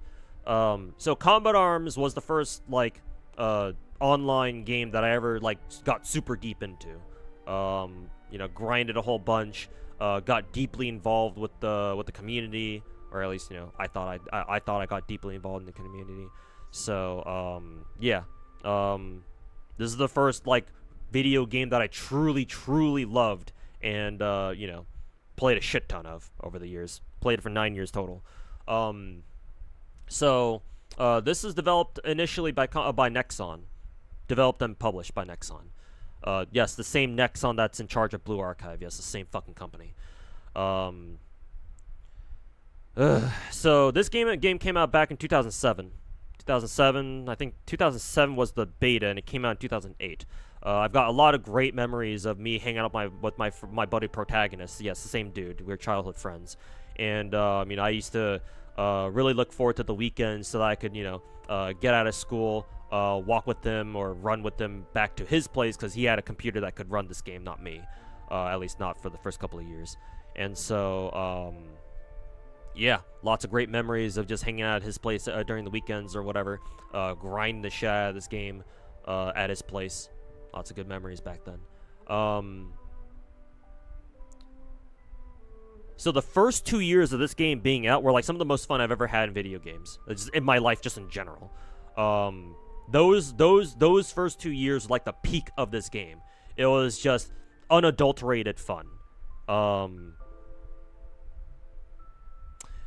But in typical Nexon fashion, obviously Combat Arms wouldn't stay that way forever. Yeah, they started slowly ruining the game with more pay-to-win shit. And they have a good game going here, and then they're like, how do we make more money? And they started adding more and more pay-to-win shit. And slowly started ruining the game that way. It was more of a slow burn. They didn't nothing they ever did technically ever ruined the game completely, but it just got worse and worse and worse to the point where it's like, all right, what are we doing here, you know? Not to mention, this game has always had a hacker problem, rampant hacking issues. They never really fixed it. They would occasionally do some ban waves or whatever, or some updates would break hacks, and the hacker people or the people making hacks would have to, you know, make them all over again. So, you know, sometimes we got some bit of time where it's like, oh yeah, there's not really anybody hacking here. But, you know, eventually the hackers always come back, and Nexon never did anything about it. And to be honest with you, one of the reasons why is because in the first clip that I showed here, where I get kicked by the elite mod, right? Was it here? Yeah, right here. So as you can see, kicked by elite moderator. So this is a perfect time to show you how the lobby system in this game worked. Nexon put in an item called Elite Mod, and then later on they put in something called the Super Elite Moderator. You can tell the difference between these two. You got Super Elite Mods on top, and then the regular Elite Mods on bottom. They released an item called the Elite Moderator, where if you were host and you had the Elite Moderator item in your account, you you became an elite mod, and that gave you kick powers. So if you didn't like anybody for whatever reason, either because you thought they were hacking or you were just salty that some dipshit on the other team was just killing you all the time, then you could kick them and never have to deal with them again. So you can see how people kind of abuse that. And so because Nexon sold this item, to be fair, actually, let me take a step back. To be fair, Nexon did eventually, like 5 years into the game, they did give out a permanent elite mod for free, but I think it was limited time only, pretty sure. And besides, Super Elite mod existed, and Super Elite mod gave you even more powers on top of that. So they could still sell that. So them giving out a free Elite mod wasn't really that bad, at least in terms of, like, monetization. But anyways, you know, for a time, you know, the elite mod was a paid item, so you had to pay for that shit. And so why would Nexon ever actually fix their fucking hacking problem when they can just take advantage of that and to sell you more elite mods? So yeah, it kind of makes sense why they never fucking bothered fixing that shit. So yeah, just those two things, just in general, slowly over the years, just kind of killed off interest for the game. Like, Nexon did not give a flying fuck about, like, trying to keep combat arms relevant. Yeah, the average Korean publisher experience. Speaking of pay-to-win shit, the first clip is a perfect example of this. The gun I'm using here is called a P90TR SC. This was considered, for a long time, the most broken submachine gun in the game. I think towards the end of the later half of the game's life cycle, we eventually got like even better SMGs to replace this thing. But this gun, called the P90 TRSC, I think was in the game from the very beginning. Either the very beginning or was like a very early NX rare gun. This was legit broken. The P90 in general was just a very strong submachine gun, just in general. Even the regular free-to-play version of the P90, the regular P90, even that gun was very good, actually. I think technically the UMP was still better, but the regular P90 was really good. 50 bullets, 50 rounds in the mag. Remember, well, for those of you who didn't play combat arms, a headshot is an instant kill. Unlike in, like, you know, funnily enough, in other shooters like Call of Duty, a headshot is not an instant kill, if you can believe that. But in combat arms, it was. And not to mention, they would eventually add what's called a nut shot, where if you shoot a male character model in the fucking balls, they also die instantly. Which is funny, but hey, that gives, you know, people two areas where they can roughly spray at, and if they get a lucky headshot or a lucky ball shot or a nut shot, then hey, you know, instant kill. So that was great. So yeah, P90, 50 rounds. You can just spray. It's a submachine gun, so yeah, you can just spray at somebody in the general direction. One of them is probably gonna hit their head. The only downside to the P90 was that its accuracy, its mid spray accuracy could get a little wild. It could get pretty hard to control. And its ammo was a huge concern. The P90, in order to balance the P90, you only had 2 mags worth, so you only had 100 bullets total. And most guns in the game, if they had like a 30-round mag, you at least started with what, three mags, I think, in reserve, so 120 bullets total, 120 rounds total. But the P90 only started with 100 in order to compensate for the fact that it just starts with a 50-round mag. So yeah, it was just kind of unfortunate for the base P90, but it's still pretty good. The P90 TRSC solves every possible issue about the base P90. What is it? It was slightly stronger. It had an extra magazine, so you start with 150 rounds. So hey, the ammo issue is basically gone. Most of the time, you're never gonna have to worry about running out of ammo for this thing. Because if you do, then holy shit, you must have killed a lot of people. What is it? And it came with an integrated suppressor. As you can see in the right here where my cursor is, it came with a suppressor.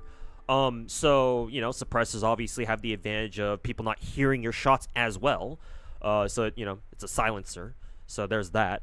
Also, if you can put on suppressor attachments onto almost any gun. There are some guns out there you can't put a suppressor on, but most guns could. You could buy an attachment if you wanted to suppress your gun. The issue with that was that if you bought a suppressor and you put on a gun that doesn't normally come with a suppressor, that suppressor would give you a damage penalty. So most people didn't do it. So that meant that the only reason why you would ever buy a suppressor willingly for a gun was to put it on a one-shot sniper, and even then, sometimes that could screw with the gun a little bit, and sometimes that would, you'd sometimes notice people tanking your one-shot kills more often than usual because you decide to put a suppressor on it. So most people just didn't bother putting suppressors on their guns at all. This gun just came with one, and it had no damage reduction. So you have the power of a P90 that's technically stronger it was just stronger per bullet. It has more ammo, and it comes with a suppressor that doesn't have any of the disadvantage that a normal suppressor would normally give you, that you'd have to normally deal with on a regular suppressor. This shit was broken. This fucking submachine gun, the P90 TRC, this was legit one of the first, like, truly broken SMGs, one of the first truly broken guns in the game. To the point where some elite mods would just ban anybody who was using a P90 TRSC.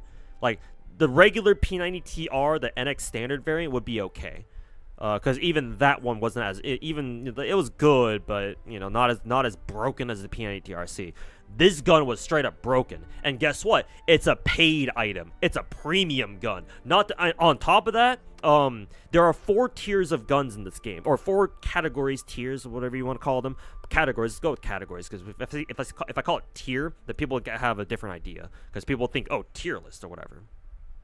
Though technically, you still wouldn't be far off with that. Anyways, the first category is a GP standard. Those are true free-to-play guns. You use an in-game currency called GP to buy it.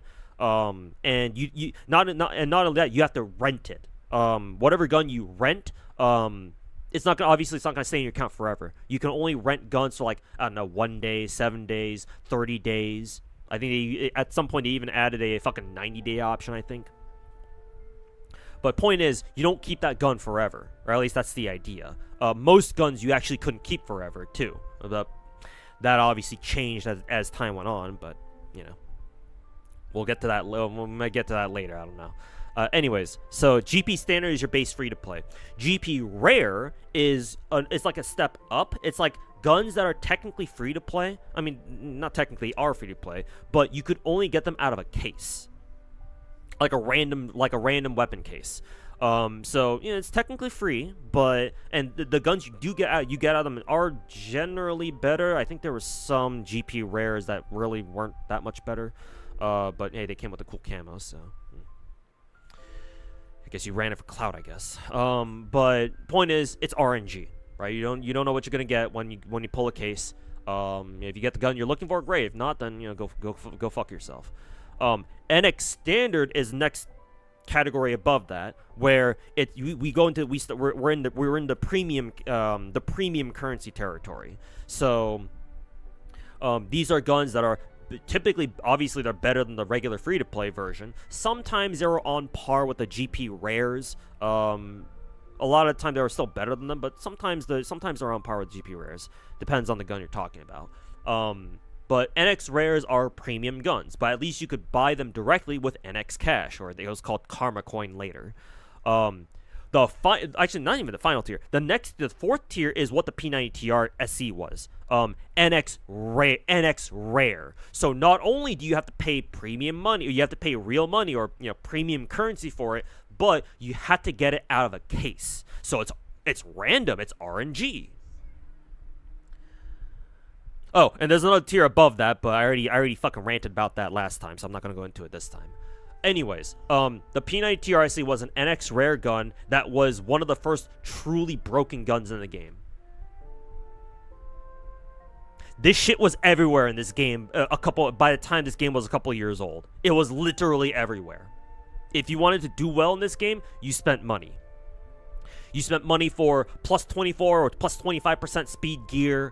NX rares out your ass. You run around as a female character model, because female character models legit had like 20% smaller hitboxes than the regular male characters, which is fucking insane.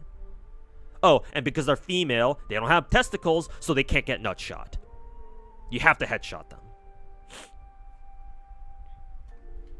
Just shit like that over and over and over and over.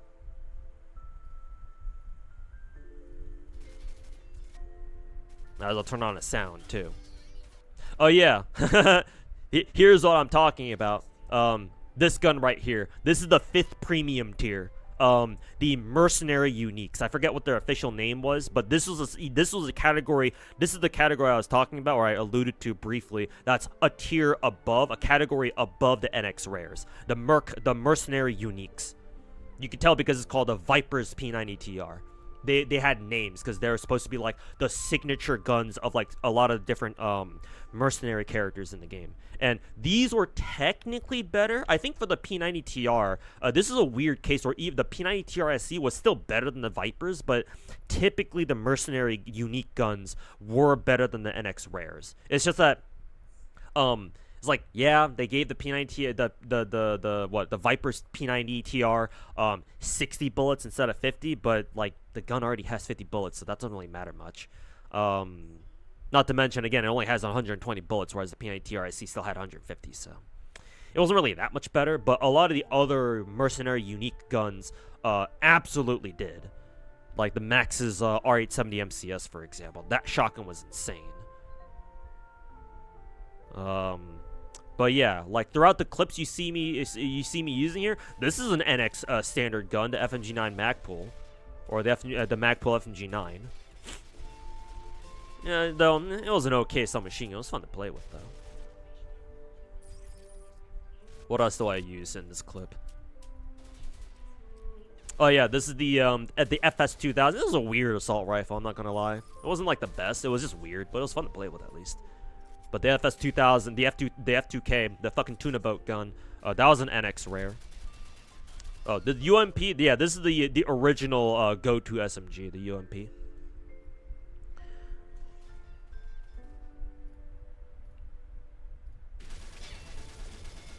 Let's see, I think I was playing Gun Game here, yeah. Com Arms' version of Gun Game. Yeah, these are all GP rare guns, to be fair. I don't know if they ever gave you access to like the NX rares. I don't think so, yeah. Well, what guns do I use here? The 417. Then it switches us to the FS2000. Yeah, the free-play version of F2000 I used earlier. Yeah, MP7 here. Regular MP7. PP19. M60. Yeah, those are all regular guns. This is also another NX standard gun. The FAMI SAF. Kind of similar to the FMG9, actually, just with a little bit worse recoil, I think. Oh, this is an NX rare, the Rec 7 Rangers. This gun was insane, too. Holy shit. Oh, I'm actually using 2 NX rare guns here. Yeah, the Rec 7 Rangers and the 417 SB. God, I love these two ARs, dude. These two guns were so fun to play. These two ARs came equipped with sniper rifle scopes, so you could shoot people across the map with these. When most ARs couldn't do that, well, except for the, well, there a lot of ARs actually. Now that I think about it, had integrated sniper scopes, but you know, if you didn't have one, then well, go fuck yourself.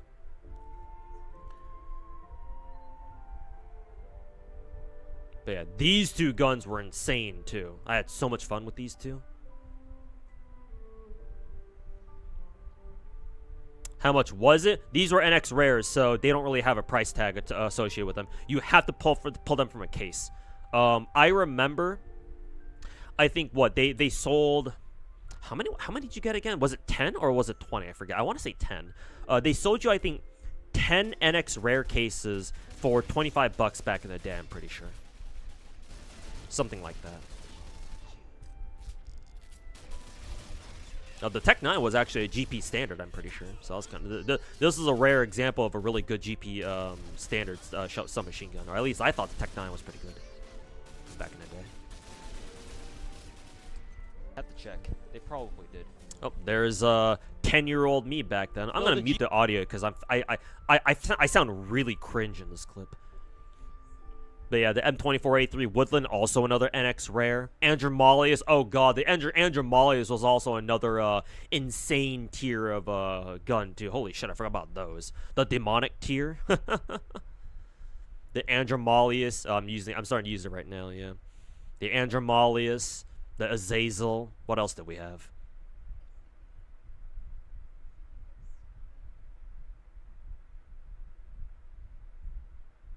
They added nut shots to sell female characters. You could see, I think they added nut shots after they added female character models, but yeah, you could kind of see that as like the female models did get like retroactively buffed in a sense. Yeah, if you want to think of it that way. But yes, typical fucking Korean publisher bullshit.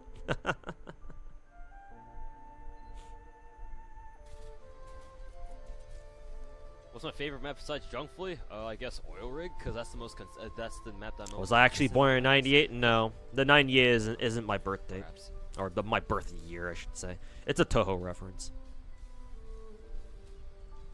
You have no idea how many people ask me that actually. This thing melts. What was my So favorite game that bad. EOS'd? Dirty Bomb? Damn. I think Dirty Bomb servers are still live, but the developers stopped developing content for it. I think Combat Arms kind of suffered the same fate too. Technically, I think most, if not all, my favorite games ever have never truly EOS'd. I think you can still play Combat Arms, just I have no interest in doing so because I lost my original account back in the day. Because Nexon sold the servers for Combat Arms off to another Korean publisher called Velof, and then you were supposed, if you wanted to keep your original account, you were supposed to like claim it somehow. That's why I love Costa Recon. There I go, sounding stupid. But eventually, but I didn't realize that was happening. So by the time I did, I tried claiming my account. It was already too late. My account was already fucking yeeted.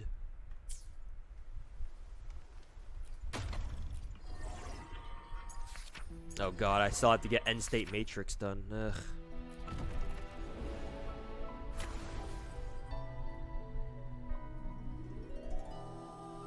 Anyways.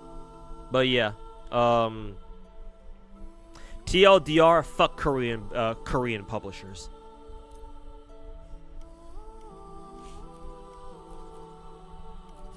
All my homies hate Korean publishers. Was that a stream or a recording? Some of the clips in that montage were clips from when I streamed, yeah. Because I did stream a little bit of Combat Arms. I don't know if any of my actual Combat Arms streams ever saved though. Because those are some old ass streams, and I only streamed to Twitch, I believe. Back then, I didn't stream on YouTube because I don't even think YouTube even had streaming available back then. That's how long ago that was. Okay, I can't take arrow characters, so who do I want to take then?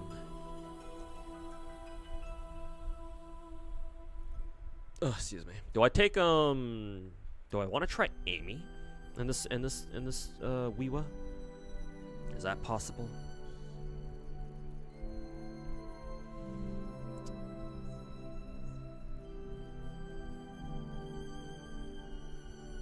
Let's see. I think what I'll do is this. I'll take the my two Havoc teams. That should be all right, I think. Where's Shorekeeper? There she is. Then Cantarella for Lova. For this one, we'll just take the usual Judgment Lost Flag or whatever this is called. Was it Fraps, Unregistered Hypercam, or something? I actually paid for a recording program, actually. It was called... Oh, damn, it's been so long, I forgot what it was called. But I know I paid for it. So yeah, it was notably better quality than like your usual Fraps and shit. I tried using Fraps. I ran into a couple problems with it, so I was like, I don't know how much I want to use this. I eventually started using. I remember this program. I eventually started using DX Tori, if you remember that. But I did play around with Fraps for a little bit, but yeah, I remember not really using it very much. Kept running into recording issues. But I used the paid recording software, which was really damn good at the time. Actually, I didn't have any problems with it. I gladly paid for that shit. But eventually, I switched over to DX Story. Sounds familiar? Yeah, it should. Yeah, I think quite a few people use DX Story. I don't remember how many, but I certainly used it. It was good. The only problem with it was that the file sizes of the recordings that you made with it were fucking huge. Like that was the only bad thing, but the only drawback to DX Story.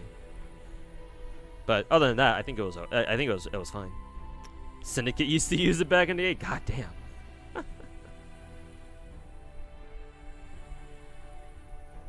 Probably around like $50 to like $200 depending on the gun. If you know Nexon, yeah. If you have to give it like a monetary value, yeah. Shit was insane, dude. Fucking typical fucking greedy ass Korean Nexon developer publisher bullshit.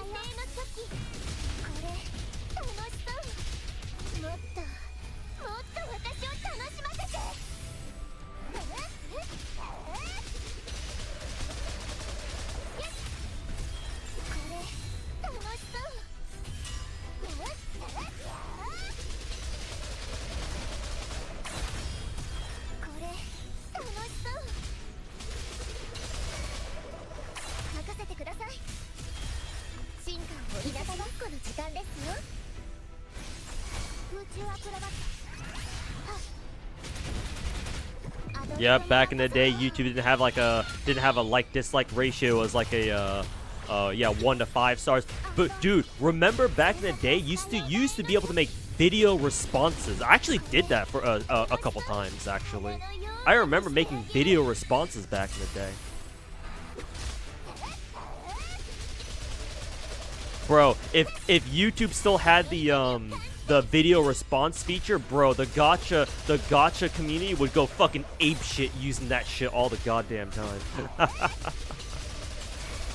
Fucking imagine if we still had video responses. Yeah, annotations too. Holy shit. Do I play Star Savior? No, I do not. Nothing against the game. I just didn't have any. I didn't have any like what. Any investment into it, so when it came out, I was like, I guess it's cool, but yeah, I don't play it. But if you play it, then I hope you enjoy it. Holy shit, that's an old thing. Yeah, I still remember that shit because I actually did use that function a couple of times back then. Yeah, it was crazy. Somebody just randomly replied to your comment on the Hater Manifesto. And and sucking Wuwa. Well, what does that even mean? Yeah, the subscribe button was red or whatever. Back before YouTube became a fucking soulless pit of fucking corporate greed. Truly, the West has fallen.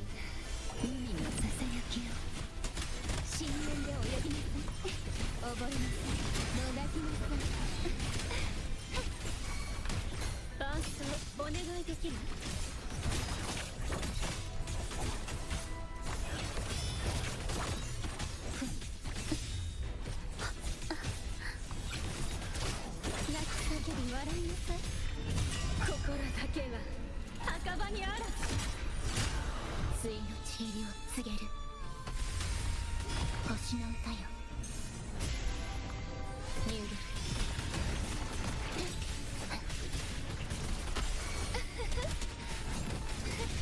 楽しいわ沈むのよ皆どこへ Truly, the West has fallen.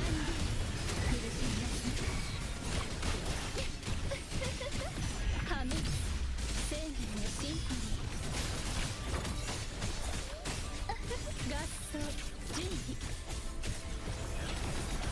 生と死の狭間にすがって枯れてもなお咲き乱れるこの身をもって誓いをなす神聖を授ける手入力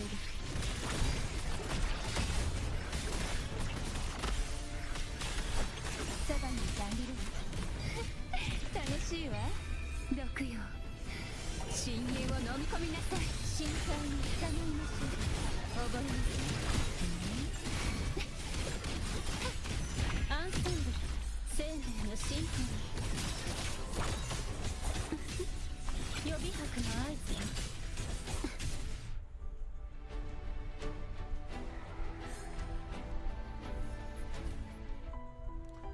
Okay, now they don't want me to use Havoc Res characters, or they don't want me to use Havoc characters.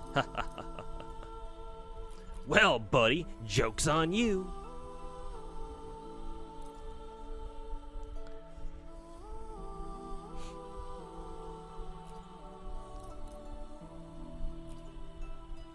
Let's see. Which team would be easier to, or what? Where would my cartwheel team have an easier time with? Better starting Concerto or starting Forte? Starting alts. Do I care about faster alts or do I care about faster? You know what? I think I'll put the Chisa team, the cartwheel team on second half. I think them having access to alts faster is probably the way to go here. I think. Where is what the fuck is cartwheel? There she is. So yeah, put these two here. And then what team do I want to use here?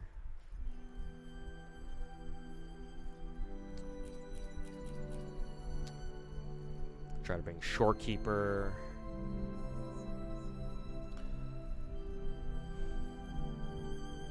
Hey, who would I want to use here? Amy? Do I want to use Amy? Mornier, Lene, Amy? Do I want to use this? Give it a shot.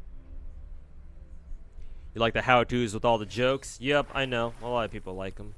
My next one that I'm gonna try to work on is one for Genshin, but that'll take me some time.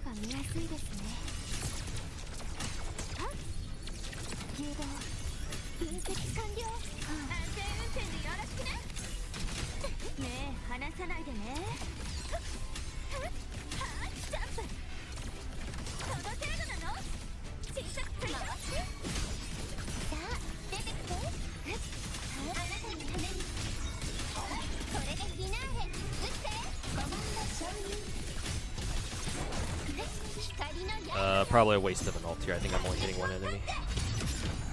Yeah, not a lot.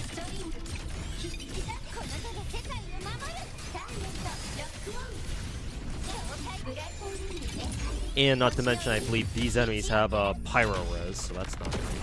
Or fusion res, technically.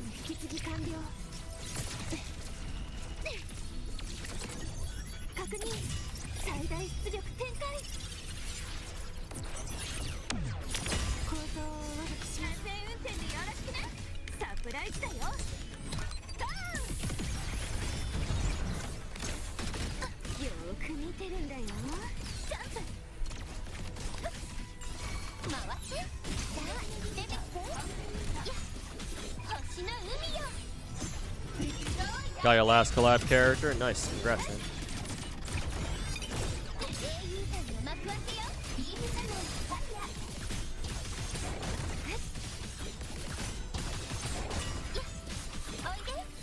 Didn't play Genshin anymore, don't play Genshin anymore, you just like watching other people play it? Oh, that's fair.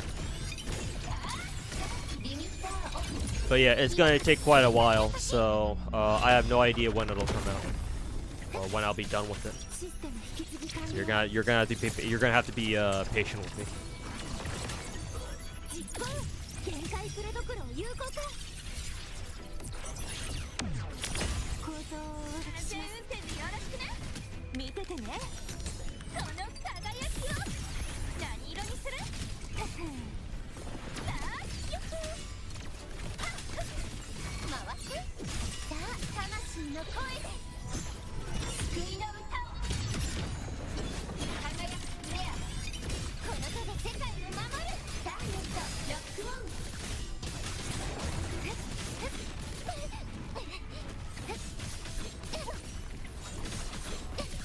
羽よ飛んで断りよ宇宙に風をコンバージェンスガレージロックオン今こそ救済の時さあシステム引き継ぎ完了私に任せてください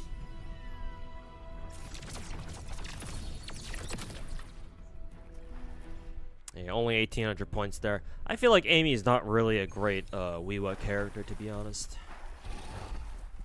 Never felt that way about her, to be honest.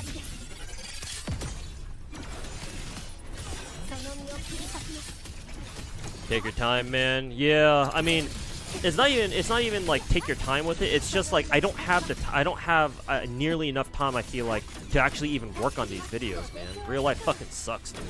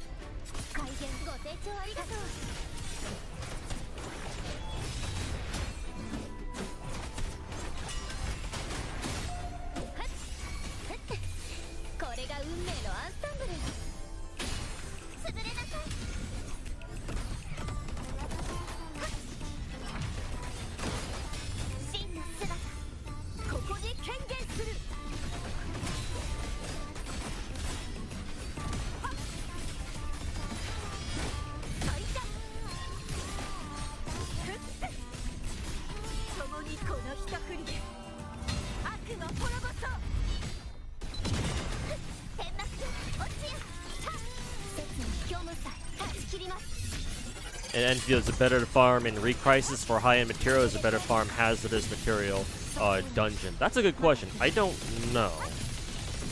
I wasn't even aware that there was like a difference to even consider. I wonder if anybody in chat has the answer to that. For anybody who plays, anybody who's grinding Enfield.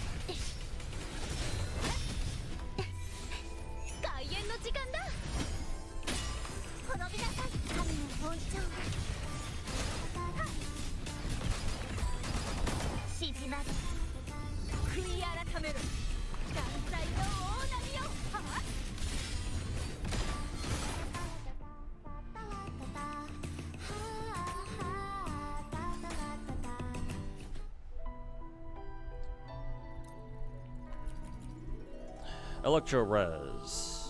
Time for me to go back to using my default for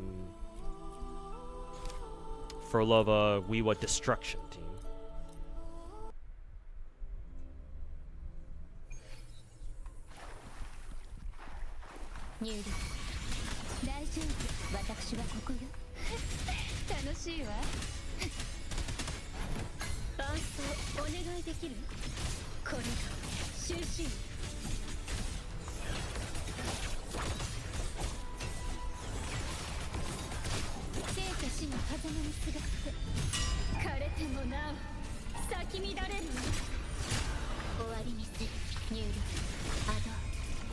Yeah, don't forget to use your sanity potion before they expire. 楽しいわ。深海にいざないましょう。受け取りなさい。海のささやきを。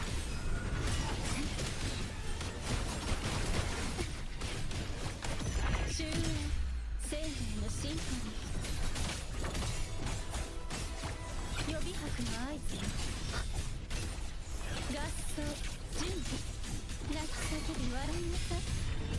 心だけは墓場にあらず。ついのちりを告げる。星の歌よ。入力。破壊。そばにジャングル。楽しいわ。沈むのよ。水底へ。深淵でお湯高まく暗流。あがきなさい。破滅。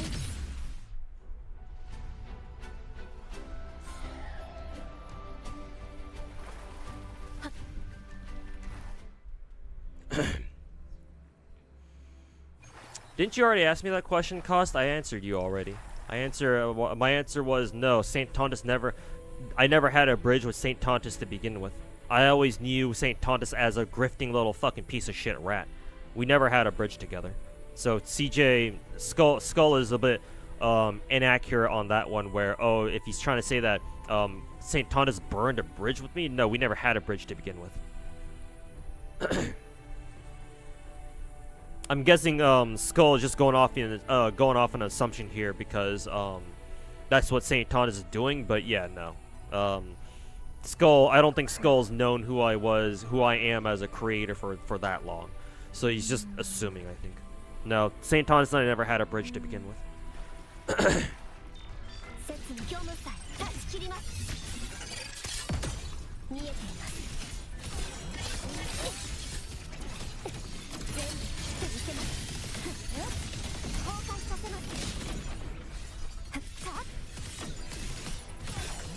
ありがとう。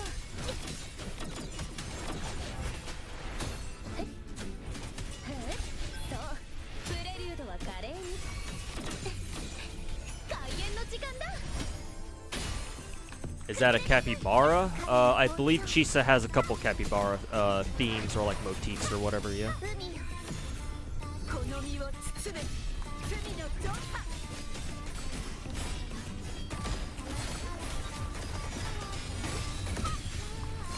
滅びを告げる振り子潮風よ吹き荒れろ。説の生死は決まっています。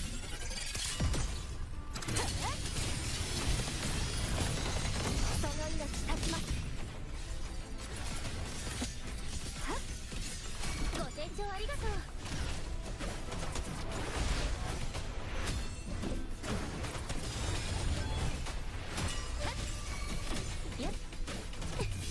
これが運命のアンサンブル。滅びなさい。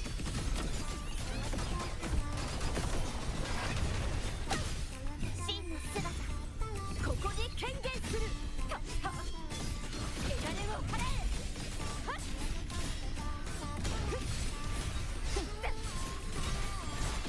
打点するあなたです。この一振りで悪の滅ぼそう。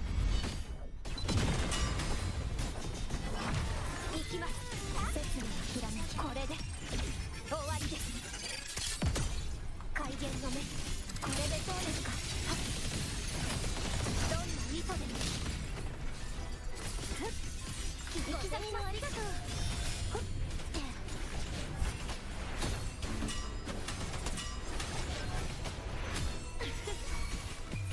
この詩をフィナーレに捧げよう。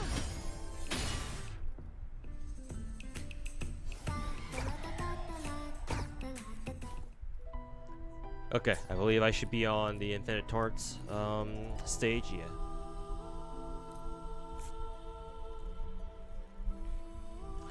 Well, just go on the same team as before.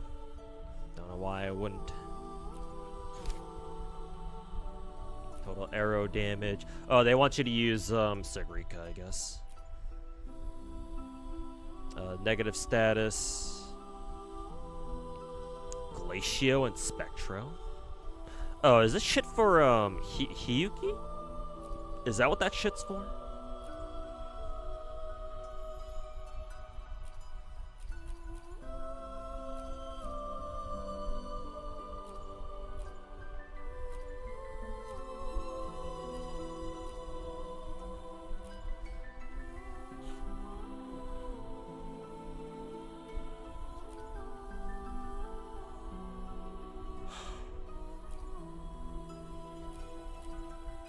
Eh, whatever. I'm still using Frolova. Fuck you.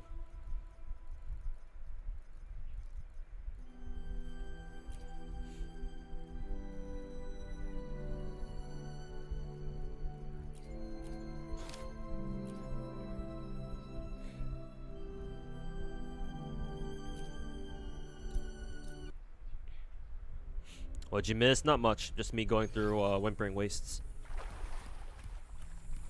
So once I'm done with this, I'll probably call it a stream there because I gotta go out to work today. 楽しいわ。伴奏お願いできる？合奏準備。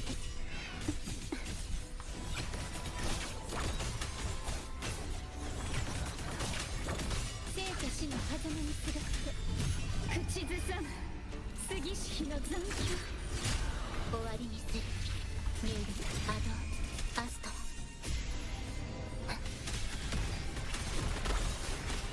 大丈夫、私はここよ。楽しいわ。捕らえられるかしら。高まく愛が沈むのよ。水底へ。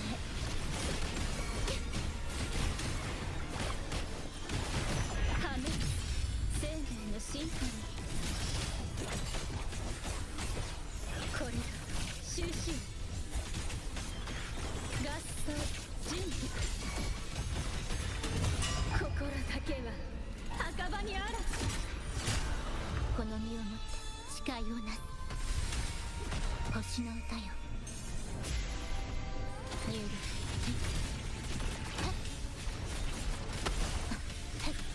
そばにいてあげる楽しいわく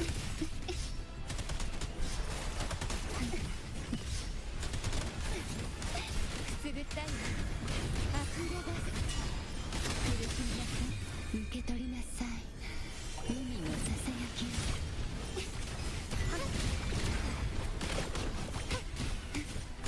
アンサンブル生命のシンフォニー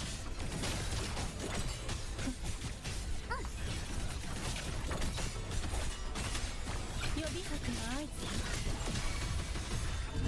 枯れてもなお咲き乱れる終わりにする修正を授けるニュール大丈夫私はここよ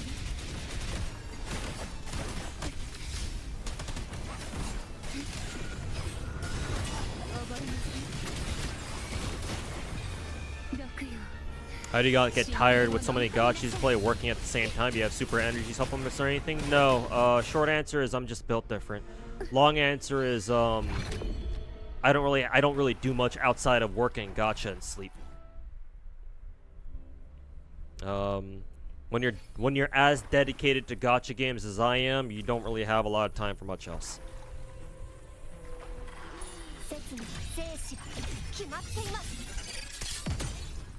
断ち切ります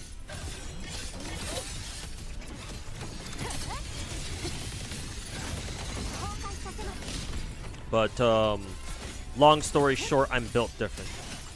ご提供ありがとうございます。美しいハーモニー。さあ、ソロの時間だ。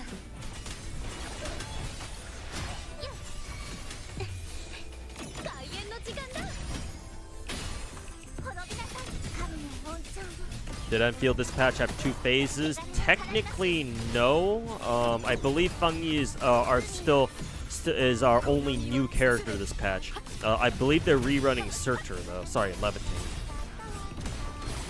So unless you consider Levitane's rerun to be like a part 2 banner, technically no. This patch only has one phase, but if you consider Levitane's rerun to be its own like banner, then yeah, technically 2 phases.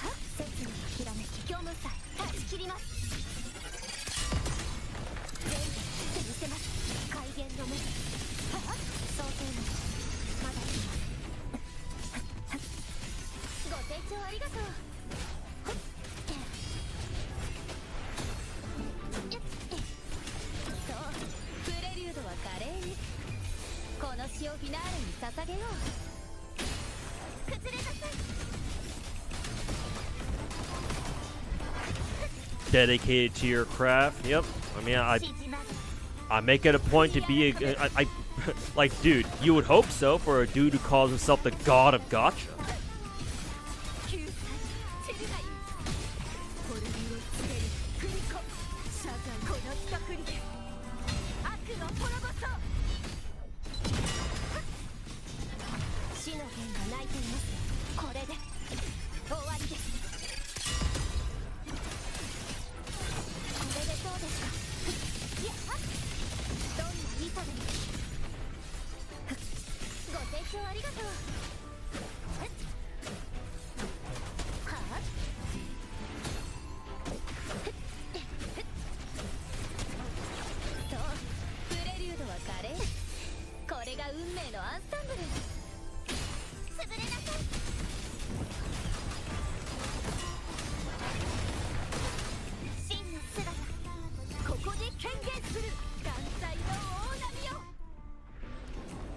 See what kind of score I got. Ew, only B rank? Okay, they really want you to, they're really trying to shill the what you calls it? They're really trying to shill these, the golden tokens, so.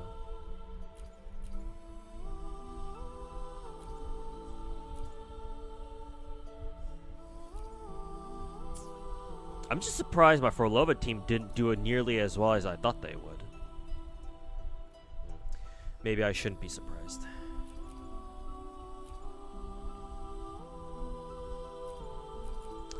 Well, Sagrika it is then.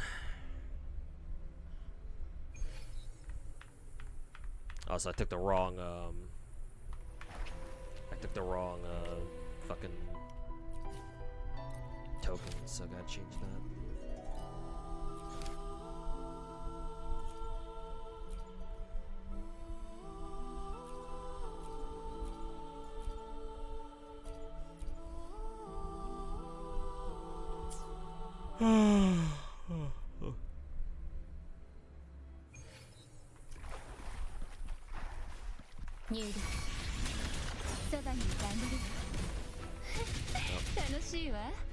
For some reason the game reset my team too.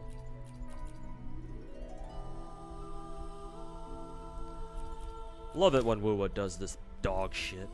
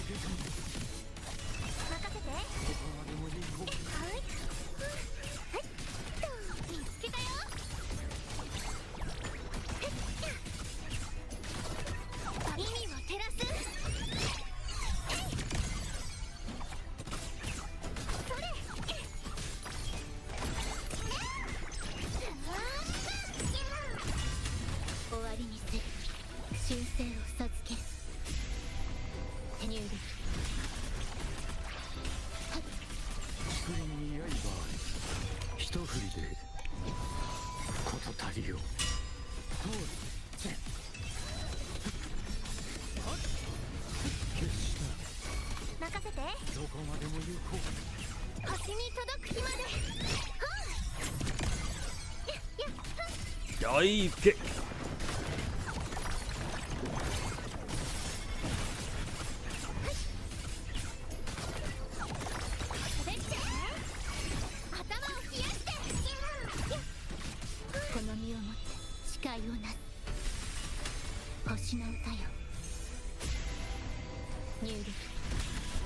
Maybe I should what is it?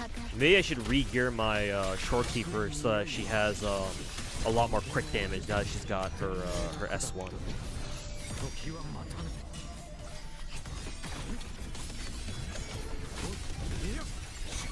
任せて、友達は多い。 Dive kick. Wrong way, Sagrika. はい、や、はじけて。はい。助けて。忘れないで。ついのちぎりを告げる。アド、アストラ。ニューディ。焼却。 作りに刃あり。その命もらい受ける。あ、破竹の勢い。任せて、友達は星に届く日まで。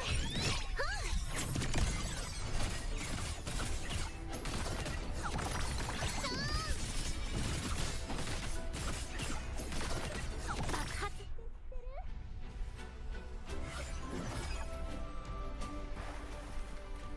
Yeah, much better. Oh yeah, they're hella fucking shilling Sagrika there. Holy fucking shit. これで終わりです。その身を切り裂きます。やっ、崩壊させます。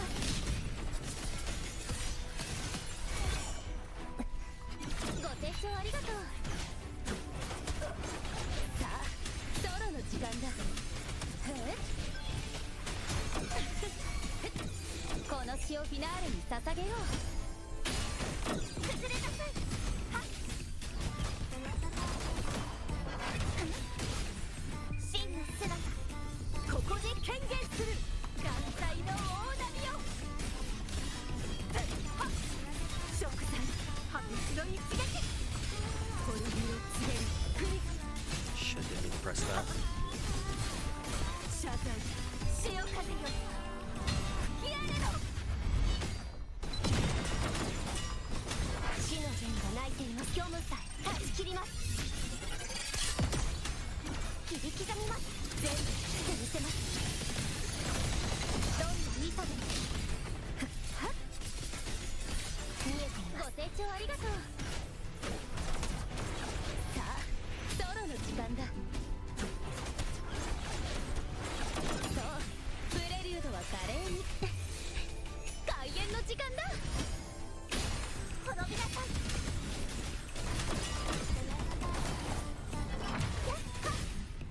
You know what? I'm gonna restart this half. I'm not killing all the waves cleanly enough, I don't think. 設定士は決まっています。収束させます。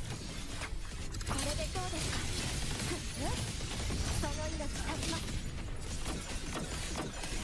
ご清聴ありがとう。プレリュード。さあ、ソロの時間だ。よっ。これが運命のアンサンブル。潰れなさい。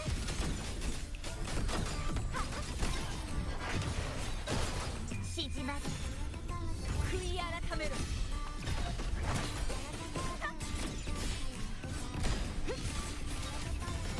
セルガイ。落選する荒波。この企画に。 Wish there was a more unique way to group enemies in Wuwa than to just do damage faster. Either that or like, oh, here's Sagrika whose ultimate basically covers the entire fucking field. 終わりです。崩壊させます。ご清聴ありがとう。さあ、ソロの時間だ。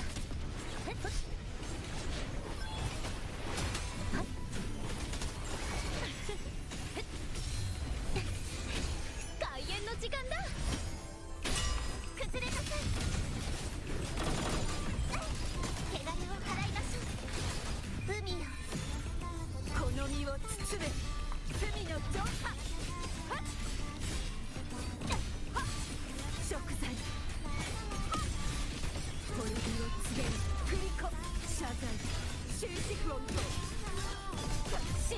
Why wasn't Cartwheel's why wasn't Fleur-de-Lis's ult charged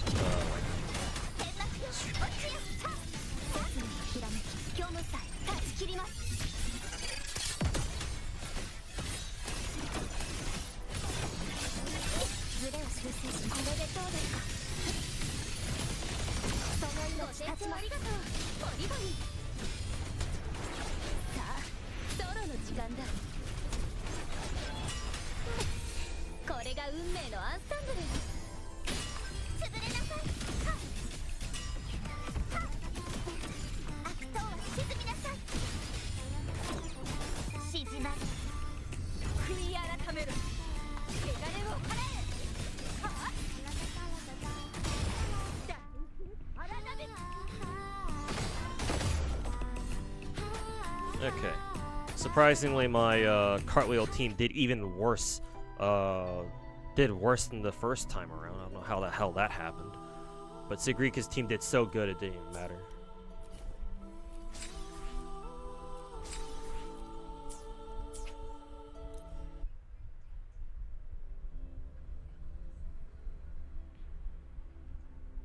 But yeah, I'm assuming Wuwa, the second half of Wuwa, is meant for you to do with Hiyuki. I'm pretty sure,